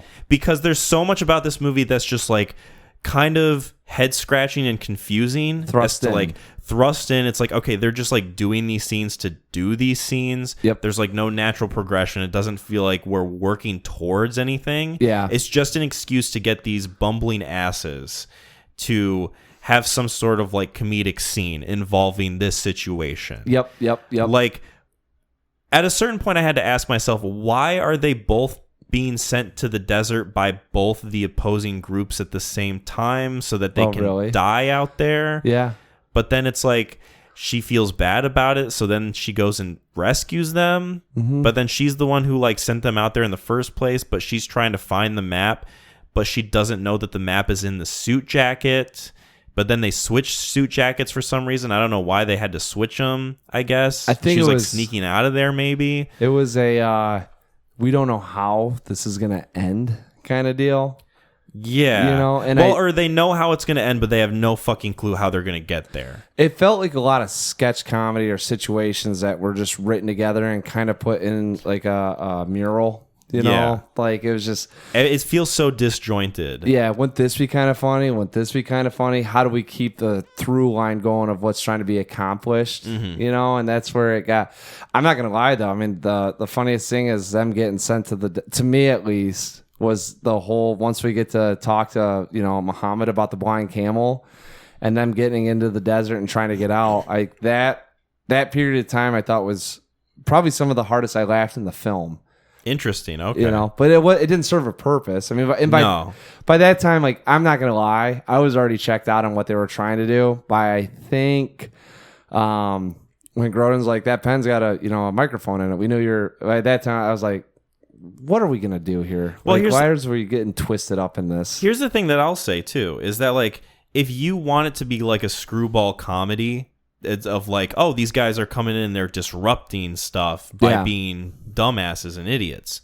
If you're going to do that, maybe don't make the plot have all these different moving pieces to where like we need to keep track of like what this character's motivation is, especially if you yourself making the movie don't really give a shit about that sort of thing. I mean, where like the end goal is just like these two guys being stupid. I think there was a little bit of satire on the CIA and just how they spiderweb all these different Sure. You know? Like, there's a sort of commentary about, like, how ineffective government agencies can be, and like how sort of stupid they tend to be sometimes with certain foreign policies, maybe. Yeah. I mean, I think because she does political comedies. Yes. And I think that was one that she wanted to touch on, was how messy Central Intelligence can be, right? Like, and look how little intelligence there is in the Central Intelligence. Yeah, like, look at how easily these two fools were able to come in and disrupt things so much. Like, what does that say about our infrastructure? Yeah, of like our government facilities, you know? Yeah, well, and now we're playing Puppet Master with these two idiots. So how hard can it be to eliminate them? You know, and now you've got.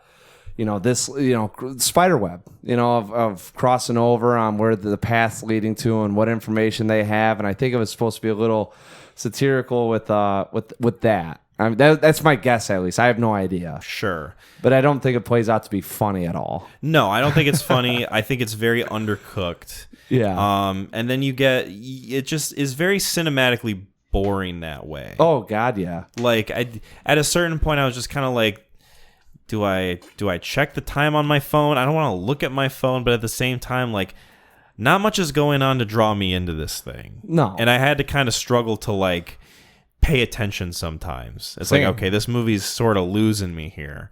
But then, there'd be some things that would, like, bring me back in, like the performances and, like, their dynamic and, like, the chemistry they have with each other. And, like, just sort of the brazen absurdity of, like, some of the things that they would do. Like, him literally buying a blind camel, even though it's obviously supposed to be a code. And then I did kind of like the Mohammed joke of, like, oh, Mohammed, and then, like, 5 guys turn around and answer. It's like... Well, they all want to sell the camel. Right, yeah.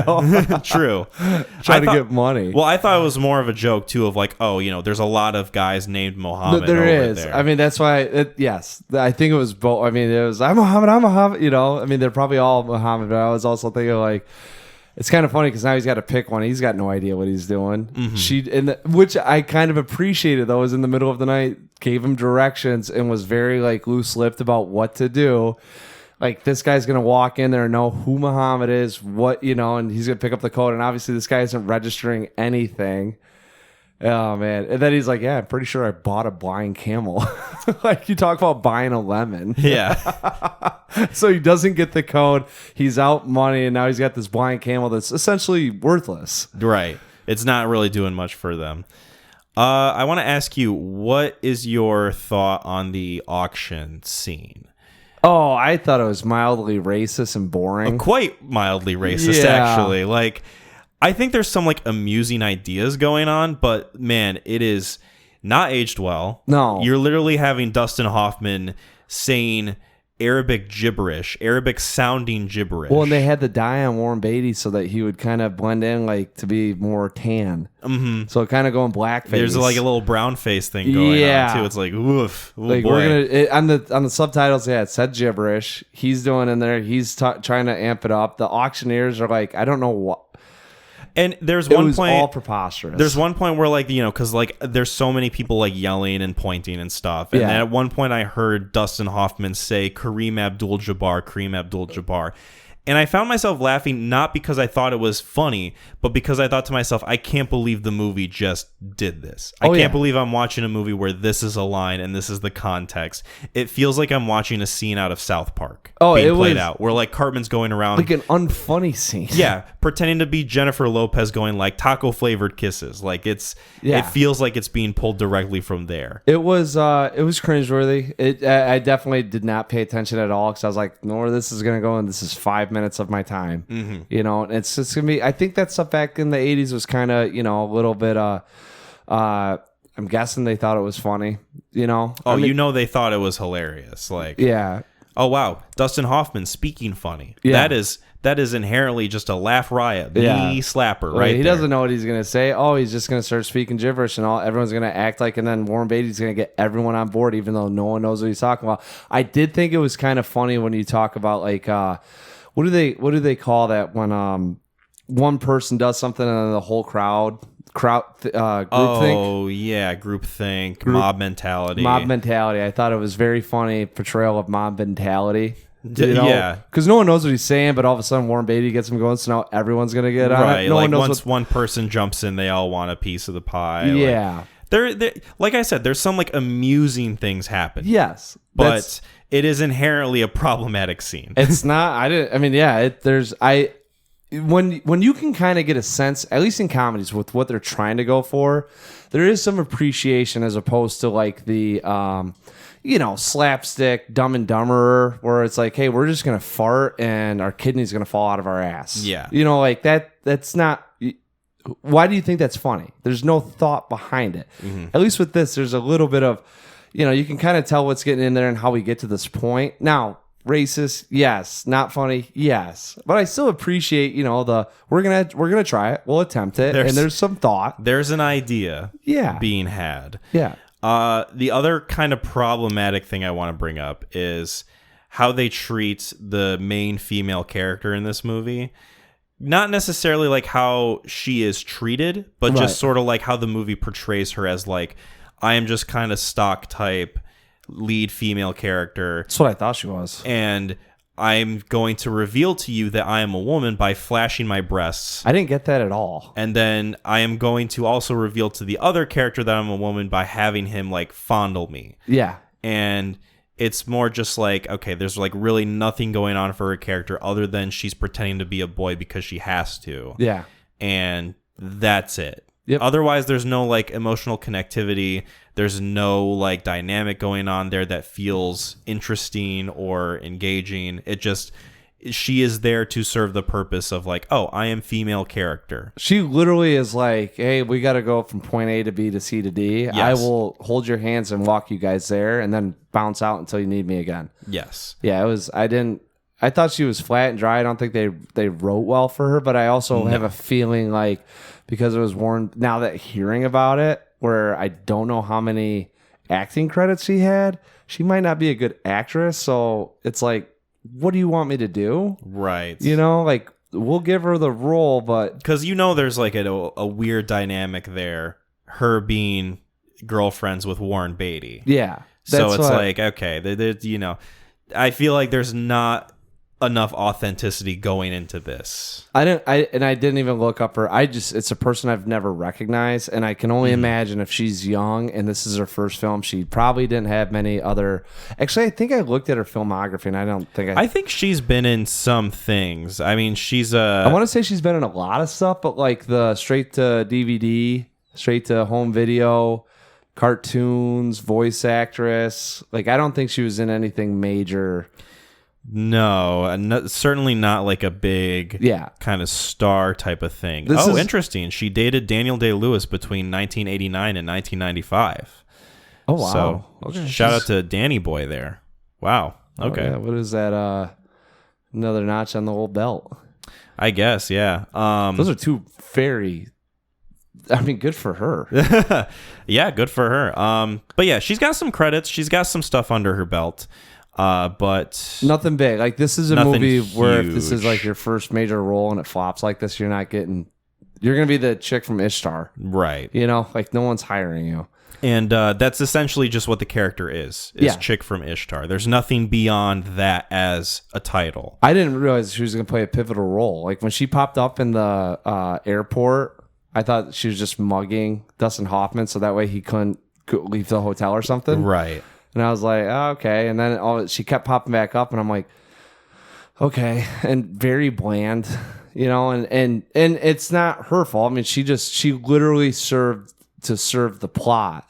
Yeah. And that's where if you're writing characters like that, that's not going to be good. The plot and the excuse of like, okay, we're just watching these guys kind of riff. Yeah. And that's really what I think the value of the movie is centered on, is like those two guys. And yeah. You can clearly tell there's a lot of thought and work put into that part of it. Mm-hmm. Yeah, I don't know. This movie just kind of, to me, the weakest part is the helicopter attack scene because it does feel super janky. Yeah. I don't know. To me, that's a scene where it's like, okay, it's out of place because it's really the only action scene in the movie, unless you count like the kind of chase scene. I was about to say that's my bigger gripe. Right. Is that chase scene? That's your big gripe? God, that is a bad scene. I'm watching this. I go, they didn't have a stunt coordinator. There's no on coordination. set. It's so fucking messy. You know what? It's just running on the props, and they're like trying to make it like look funny, and it was so distractingly bad. Because the joke of it is, okay, they're trying to get away on foot, and there's all these different like government agencies after them from different countries, which I thought was kind of I did like. He's like, it's kind of amusing because they're going like, oh, who are the guys in the Hawaiian shirts? Oh, those are the Russians. Yeah. Well, who are the guys in the coats? Oh, those are tourists. Like, you know, there's like all these different things going on. It's like, okay, not a bad joke. But then at the same time, it's like, okay, now we have to have all these guys running around with guns and like props and shit, newspapers and whatnot. And it's like, okay, there's no stakes. Doesn't feel like there's any sort of cohesiveness at all. No. It's just like people bumping into each other. It was, and it's just a super messy scene. Well, and the music picks up, so you know they're in a chase scene. It got into like some really, you know, trumpets going and whatnot. Like I wasn't leaning intently to see what was happening next. I was going like, okay, like are they? I guess they got to get this out of their system. Yeah. Like when are they going to get this over with so we can get to like some more decent stuff? See, and that was a point in the film I'm watching. I'm like, is this thing going to tonally shift? Because I hope it doesn't. Right. And it didn't. And it doesn't, thankfully. Yes. But then you also got the helicopter scene, which to me is like, okay, this is like the doughy center of the pizza right here. Like this is kind of like this needed more time. This needed more development. Oh my god, they thrusted it there because it's literally like two helicopters show up, they get fired at, and then the two helicopters fly away. Yeah, but then it's so drawn out to the point where like you think something might happen of consequence, but then it doesn't. Nope.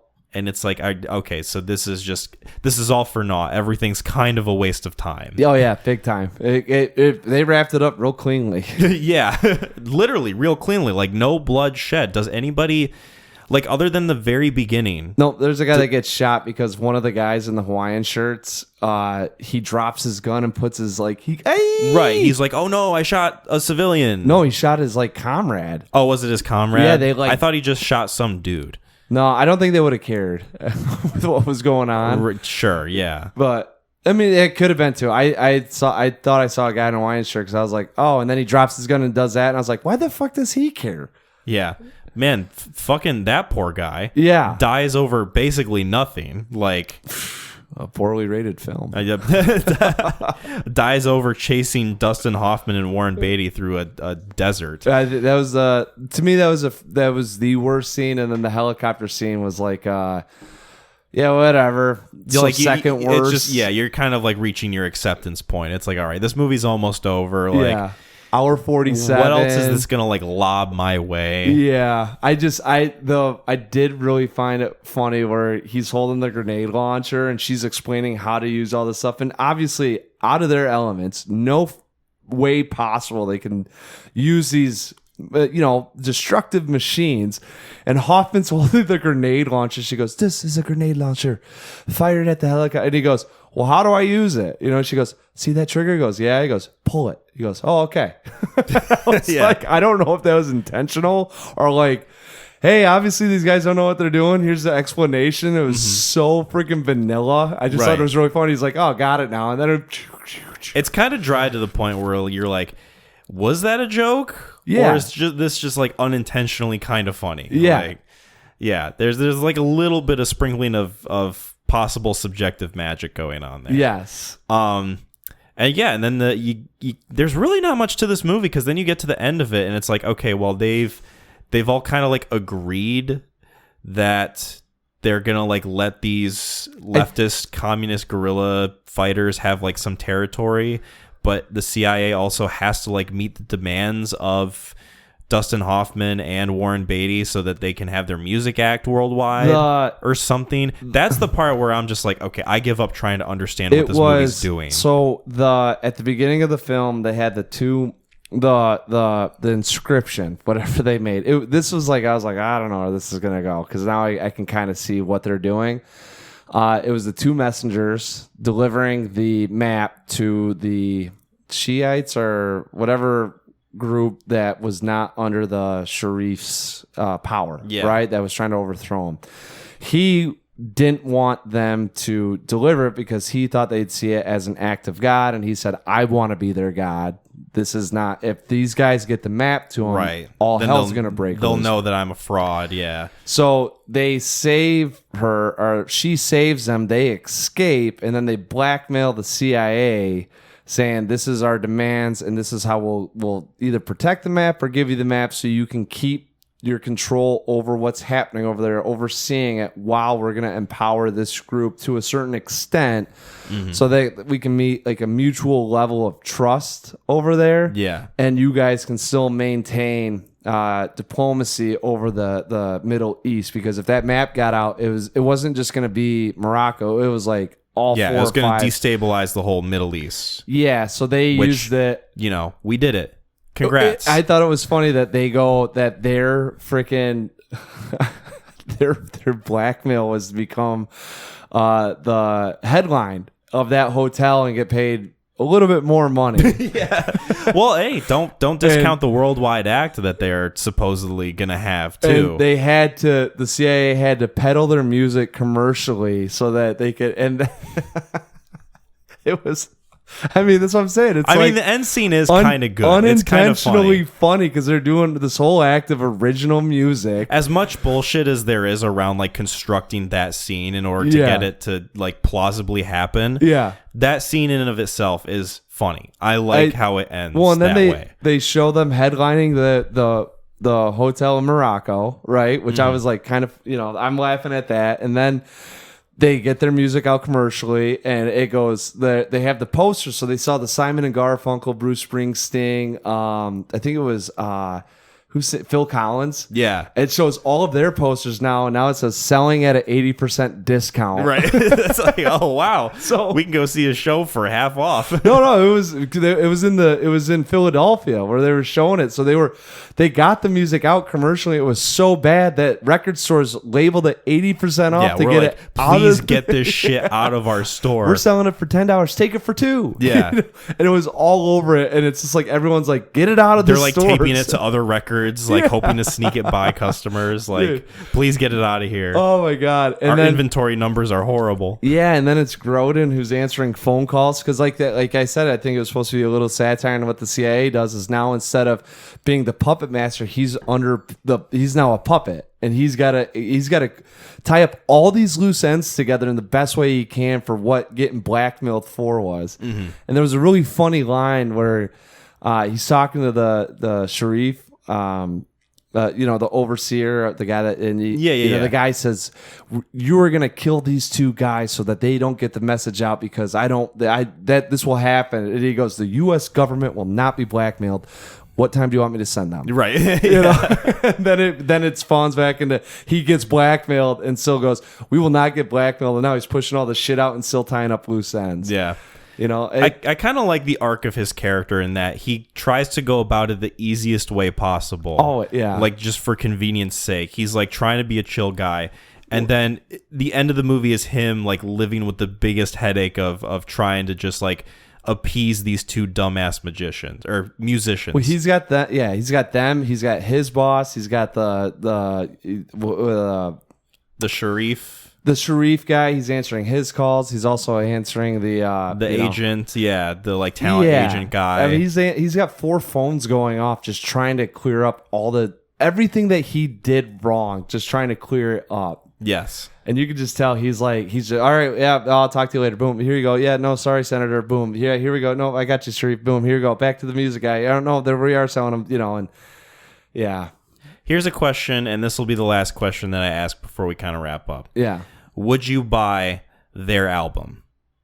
Oh, you know what's funny? Because I probably would. I would buy their album. I would play it in the car for Megan. Okay, take this for what it's worth. As soon as this thing ended, and you can look at my Spotify history, I looked up Ishtar soundtrack to see if because there were actually songs written for this, like the full songs. No, full version like pieces that. Well, they didn't, some of it was like not included, like all of it, because, part of the comedic part of it is like, oh, they only have like a sliver of what they're performing. But I didn't mean to interrupt you. No, listen, you do that. Either she wrote it or they had a composer come in and help out with it. But either way, this is like creative liberties taking place on creating music. It wasn't like, I would have had a bigger issue if it was like improvisational or improvisational, or if it was written without having a little bit of a backbone from someone in the industry saying like, let me help out here. And that's where I was like, okay, like I appreciate that fact too. Like this isn't, it will be funny if they just write their music. This movie doesn't really feel too lazy to me. Like there's some stuff going into this, and you can clearly tell like from the beginning of the idea of this film and wanting to make it. It's like, they were all excited to do it. Like they all wanted to. It was like something that they were looking forward to jumping into, and then it just kind of it got away from them. Well, it's a great point on what can happen with the media in terms of like pissing them off and how like you can get a story spun. You're looking at production stepping in and a guy undercutting them. So I mean, like it's kind of when things work against you, how bad it can go in that business, and I think we see it from time to time, even nowadays of, a lot of people hamming or harping on certain things happening, and you realize, oh, this is just because someone didn't pay out this much money or because they're just an asshole and that guy's like, I'm fuck him, and with Hollywood, I mean, it's such a large industry that stuff like this goes on. You can see if you play everything the wrong angle, how bad it can go. Because this is not a 4.7 on IMDb. I'm sorry, it's just not. No. I've seen better ratings from straight to DVD or home videos than this thing got. Right, like literal schlop. Yeah. That you find on like Netflix or Amazon Prime or whatever. Yeah, literally Netflix could turn out a tin can movie and it'll get a 5.3. Yeah. And that's a half star better than this thing. I'm like, no, sir. Yeah, a bit of a maligned sort of legacy that this movie has that I don't think is deserved. No, and I read that, I think it was in the aftermath too, that this thing's actually kind of been receptive since it's drifted away. There's like a bit of like a cultural shift on how people view this movie in a modern sense. Yeah, like you step away from everything that you heard, because we're getting past the point of, 1987, like you'd have to be, 12, 14, where it would actually make sense where someone said this movie sucks and you go, yeah, it does. Like now in your 50s. Yeah. You know what I'm saying? So it's gotten to the point where it's kind of cleansing itself of everyone that had that thought. Now it's going back to, let's grade it out on its basis of a movie as opposed to what I see about it. Exactly. 100%.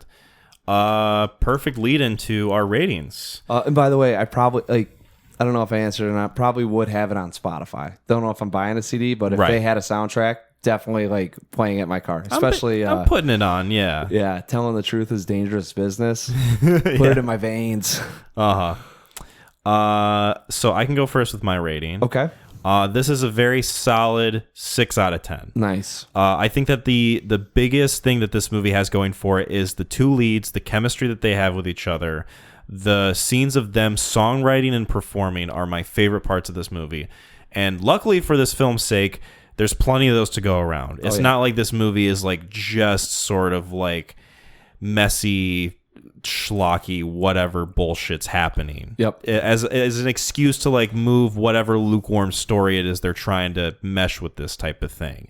I think the dynamic that they have is the juice of the movie, and this film really doesn't deserve, the label of one of the worst films of all time, especially, being compared to like a lot of shit that we're seeing now. Yes. So yeah, 6 out of 10 for me. Very solid.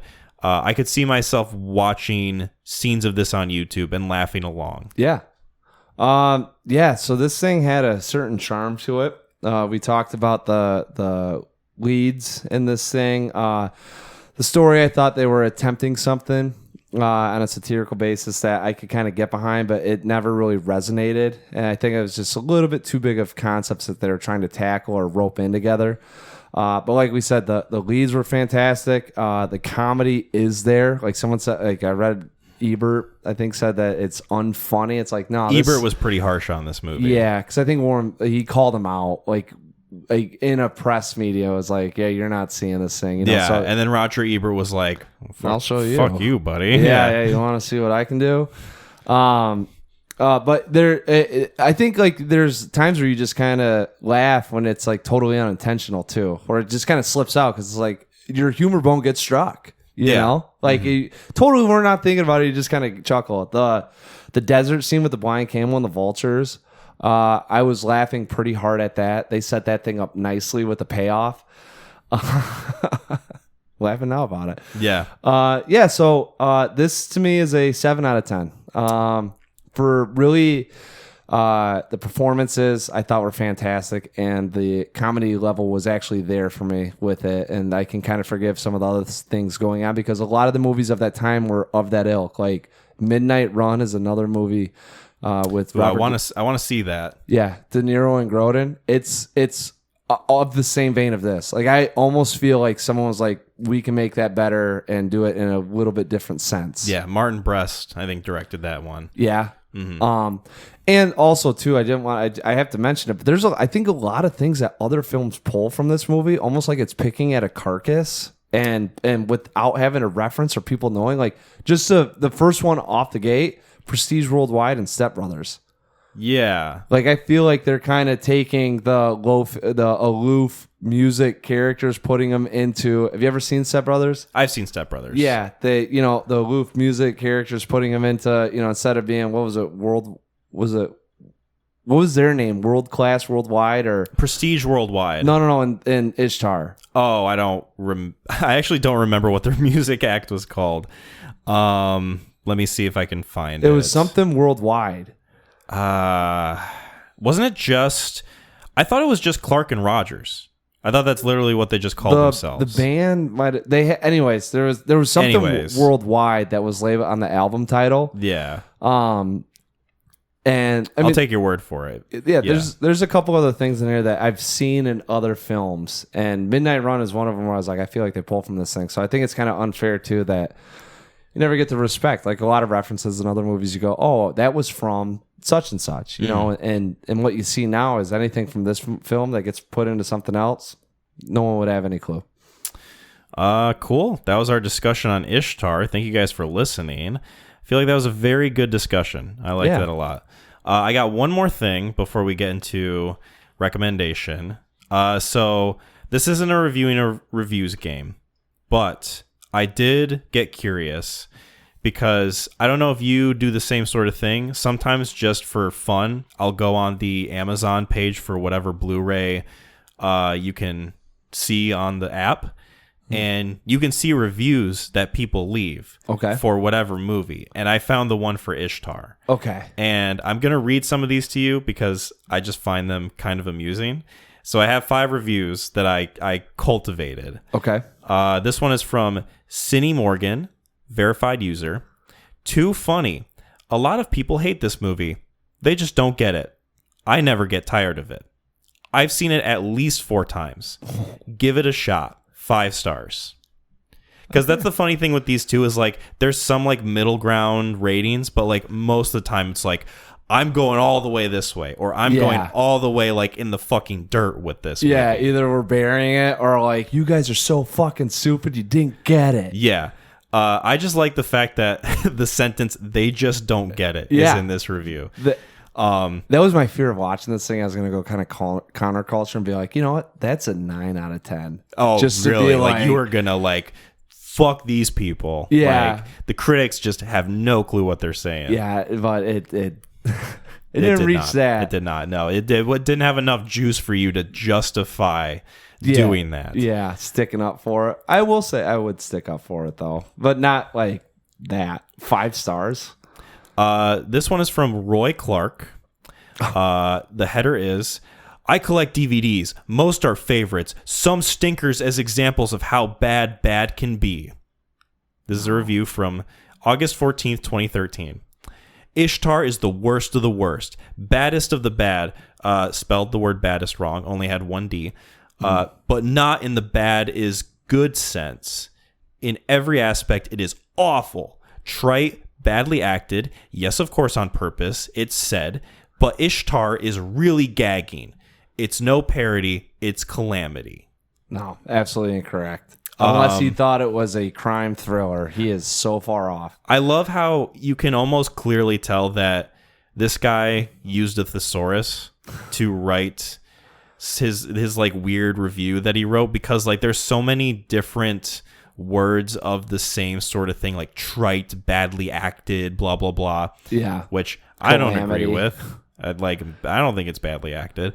And then just misspelling one of the easiest words to spell. I just find that funny. Ari, laugh out loud humor. Oh, Roy gave it a 1 star, by the way. Of course he did. Ari, in a review from April 4th, 2015, writes, laugh out loud humor. Very funny, ridiculous movie. I laughed out loud at several parts of this movie. It did have a few somewhat boring parts, but it is worth seeing due to the laugh out loud humor. I would agree. Did Mark Zuckerberg write this review? Kind of feels like a lizard person took over and was like, yes, this is how humans talk. Ishtar Olay May's getting on to Chat GPT. Chat GPT in 2015. Flooding the review system in Amazon. She like backdated the review so people don't think it's AI. Oh, yeah. The wording of that really caught my attention. I agree. I mean, I agree with that sentiment, though. The sentiment's there. Yeah. Like, I don't disagree with it, but the way it's worded is like, this is a little unusual. All right. Becca, new favorite. This is from November 27th, 2003. Oh, this is an oldie. Let's go. This is only 16 years after the release. So I was chilling with my posse and we were like, yo, let's watch Ishtar. And then we did, and we were like, this is horrible. And I was like, totally. And we were like, but at the same time is awesomely gnarly. And I was like, totally. And then they were like, we're hungry. Got some Munchables? And I was like, no way, dog. I don't chow on the Keebler. And they were like, we understand, not, you're a total freak. And I was like, whatever. So basically Ishtar's ruined my life, but it was so worth it. This movie is totally groovily, awesomely, gweedily, uberly sweet. Mm-hmm. Did that like zap all the energy out of your body when I read that? Like that, you look uncomfortable. That's just yeah. You look very physically like not in your own skin. Because I feel like it's someone trying to be funny. It's someone trying very hard to be funny. And I keep thinking in my head groupthink. Interesting. How so? Okay, it's a 4.7 on IMDb. Yes. So you watch it, it has to be a 4.7. Like this is clearly like a ironic review. Yes. Of like okay, this person's just Becca's taking the piss. Yeah, she saw how bad it was. I'm gonna throw a review in here, totally shit out, just try to have a sense of humor about this thing. And the sense of humor is very dated though, as as indicated by the date of this review being posted, 2003. Yeah. That's where I don't know. I mean, she took the bait. I'll just say that. People really thought they were funny back then. They were like, people think they're funny all the time. 2 years after 9/11, we can be funny, right? Yeah. There's nothing. Yeah, that was. Yeah. You look miserable after I read that. That was just bad. That was just a bad. For a second there, it had me kind of going, and then when it like, hey, just in case people don't know I'm being sarcastic about this, let's throw in all this shit. Yeah.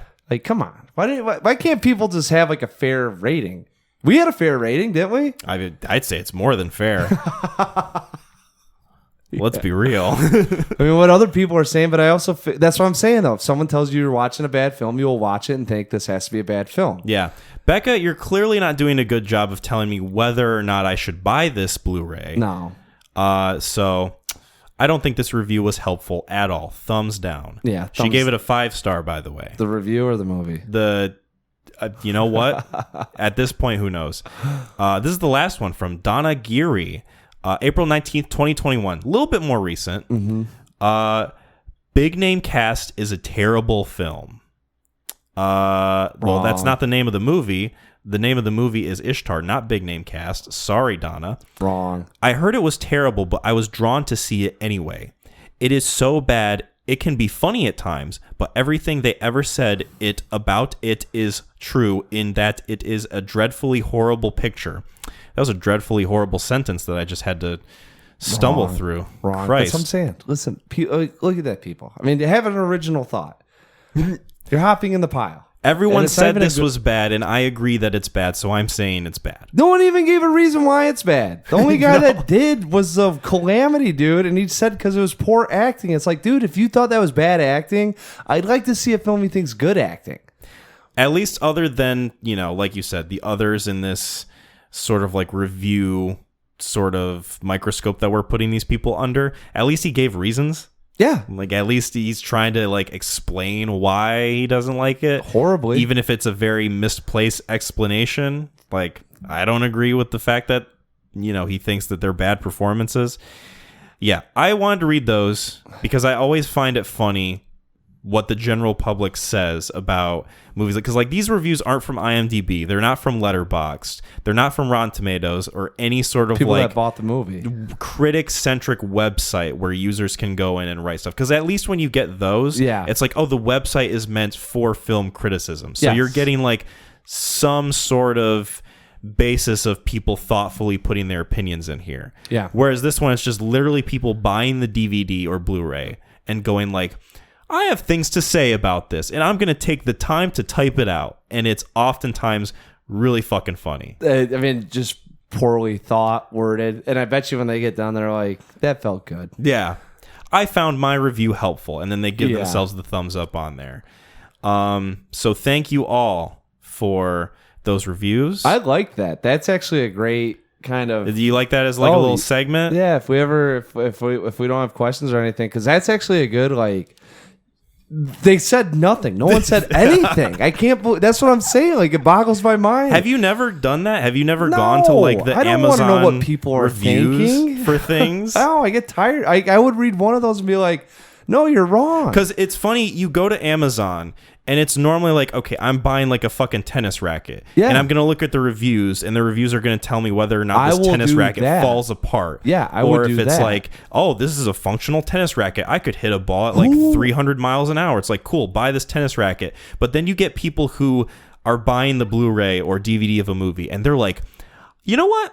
I have artistic thoughts about this. I'm not going to go and explain like if the DVD itself was technically functional or if like the special features were worth buying the disc for.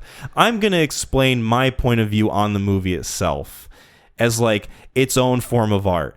And it's just woefully inexperienced and misplaced. And I find that really funny. It is. It's jarring. It's kind of ironic. Because like every once in a while, too, you do get some people on there that are like, you know what, I'll write something thought out, you know? But then, 9 times out of 10, it's just like, I think it's bad because the guy in this doesn't have a big enough penis or whatever. Yeah. I don't know if you've read that on one, but several. Hopefully we'll find something like that. Yeah. I think it would be really fun. I'm also thinking, like, who goes into Amazon without a game plan, sees a movie that they've never seen, and decides to buy it? Right. You know what I'm like? They do kind of have that air of like, oh, I bought this because I came across it, or like my son told me about this movie, so I'm gonna buy it on Amazon. If they purchase Ishtar, obviously they haven't seen it because 4 of them negative reviews. Yeah. So there's no way you're buying it to own it, to talk shit about it on an Amazon review. So you went out into the bargain bin of space, picked out this movie that you have no idea about, and then got so mad or upset or whatever happened that you had to tell other people why they shouldn't buy it or how to think about the film. That's the really funny part about like just reviews like that in general, is like people go like, I have a surface level issue with this. I need to take it up and do a service in telling people that like this sucks or that I like this. There's a Kevin Nealon skit. I just got to mention it because it kind of plays into this. Yeah, he was doing the Corolla.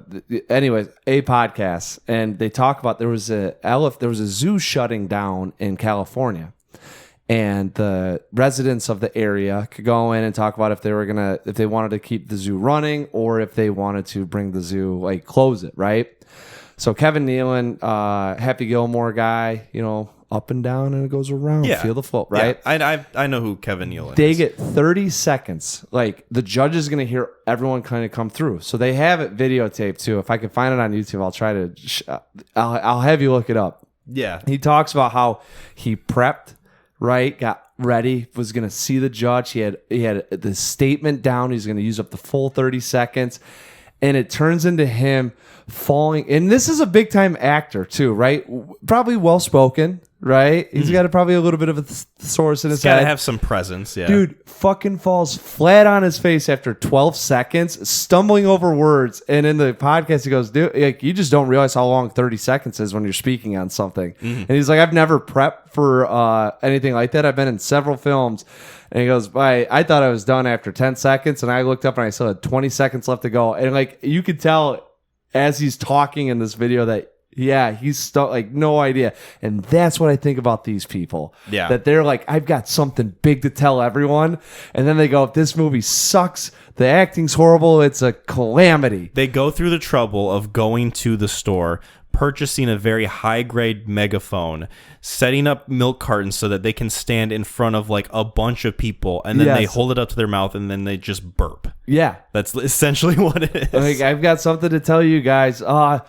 This convenience store is overtaxing. And then everyone's like, we know. It's like, that should piss you off. And it's like, kind of does, kind of doesn't. Yeah, it does. Well, then get upset about it. Let's go. And then everyone's like, okay. Like, you know, in your head, like, I'm going to lead a revolt. It's amusing. It's amusing. Yeah, I have fun with it. I appreciated that quite a bit. And I guess I'm saddened to hear all these poor reviews about it. I'm like, how could you watch that film and be like, this thing is trash? Oh, granted, it's got some flaws. It's got, you know what? A lot of Ishtar 80s, has issues. dude. A lot of 80s and early 90s comedies did. I will tell you that right now. Like, if you watch some of these things, like, from where we've evolved to, you're probably gonna be like, yeah, not the cleanest slate. No. Anyway, I'm glad you like that. Yes. I will definitely bring it back for future have episodes. controversial movies, though. If you find something that's like, Yeah. It's one of those where like people have to have thoughts. Yeah. And then they express them very minimally. yes, exactly. Perfect. We got one last thing before we wrap up. Yep. I get to make a recommendation. I'm going to propose this to you right now because I do not think there will ever be a better time to recommend this movie. We have The New Crow coming out, right? Oh, it's God. already in theaters. Yeah. Do you know where I'm going with this? New Crow, Old Crow. I want to recommend The Old Crow, Brandon Lee. Let me look up some info about it so that I can get the year down, because there is multiple Crow movies. Oh, dude, there's 5 or 6 of them. There's too many. Someone showed me like the canon of Crow films, and I unfortunately saw some scores for things, and I just laughed and I went like, yeah, okay. So The Crow, 1994, directed by Alex Proyas, is what I want to recommend in tandem with The New Crow coming out, starring Bill Skarsgård, directed by, let me pull up, Rupert Sanders. Yeah. Is that something that you're down to do? I don't. We'll make it happen. We'll make it happen. The Crow we can watch on. Yeah, because I was thinking about with Alien Romulus. I was like, we should have paired it up with Alien. I'm actually happy we did Ishtar though, because I don't think I ever would have saw that film had I not Ishtar was a good discussion. Yeah, I'm glad that we did that. Same here, because now I have thoughts on it. Where if I hear people bash it, I can call them fucking senile, asinine, crazy. Any other worded adjectives you want to throw in there? There we go. That's the perfect way to wrap it up. Yeah. All right, so I guess we'll lock it in. The Crow, 1994. And The Crow 2024 is what we'll discuss for episode 79. Ooh. So if you guys don't want to be spoiled for those, be sure to check those films out before next episode. Yeah. Thank you guys so much for listening to this episode of the Neon Crew Podcast. You can find us on YouTube, Spotify, and Apple Podcasts. Be sure to subscribe to us on the YouTube channel and give us some 5-star ratings on Spotify and Apple Podcasts if you haven't already. We also have a website, www.neoncrewpodcast.com. We also have an Etsy page where you can buy some of our merch, get some for yourself or for your loved ones. Do you truly love your family if you don't get them Neon Crew Podcast merch? I'm wearing the t-shirt right now. It's a fair question. Run, don't walk to the website. 80% off. Don't go to Amazon and leave a review where it's going to be surface level thoughts. Go to Etsy and leave a detailed review of how much you love our merchandise. Shout out to Gideon for doing the music. Shout out to Lauren for doing our logo design. Shout out to Sam for the night call if he has one this week. If not, oh well, maybe we'll catch him on the next one. We'll find out. Football's starting. Yes, and he is a very busy boy. Yes. You both are very busy Parker boys. Yes. It's kind of hard to wrangle you both at the same time. Yes. So when we do, it's a special occasion. McLean, is there anything I'm forgetting? WWTHD. Bye, everyone. That's it for you and me.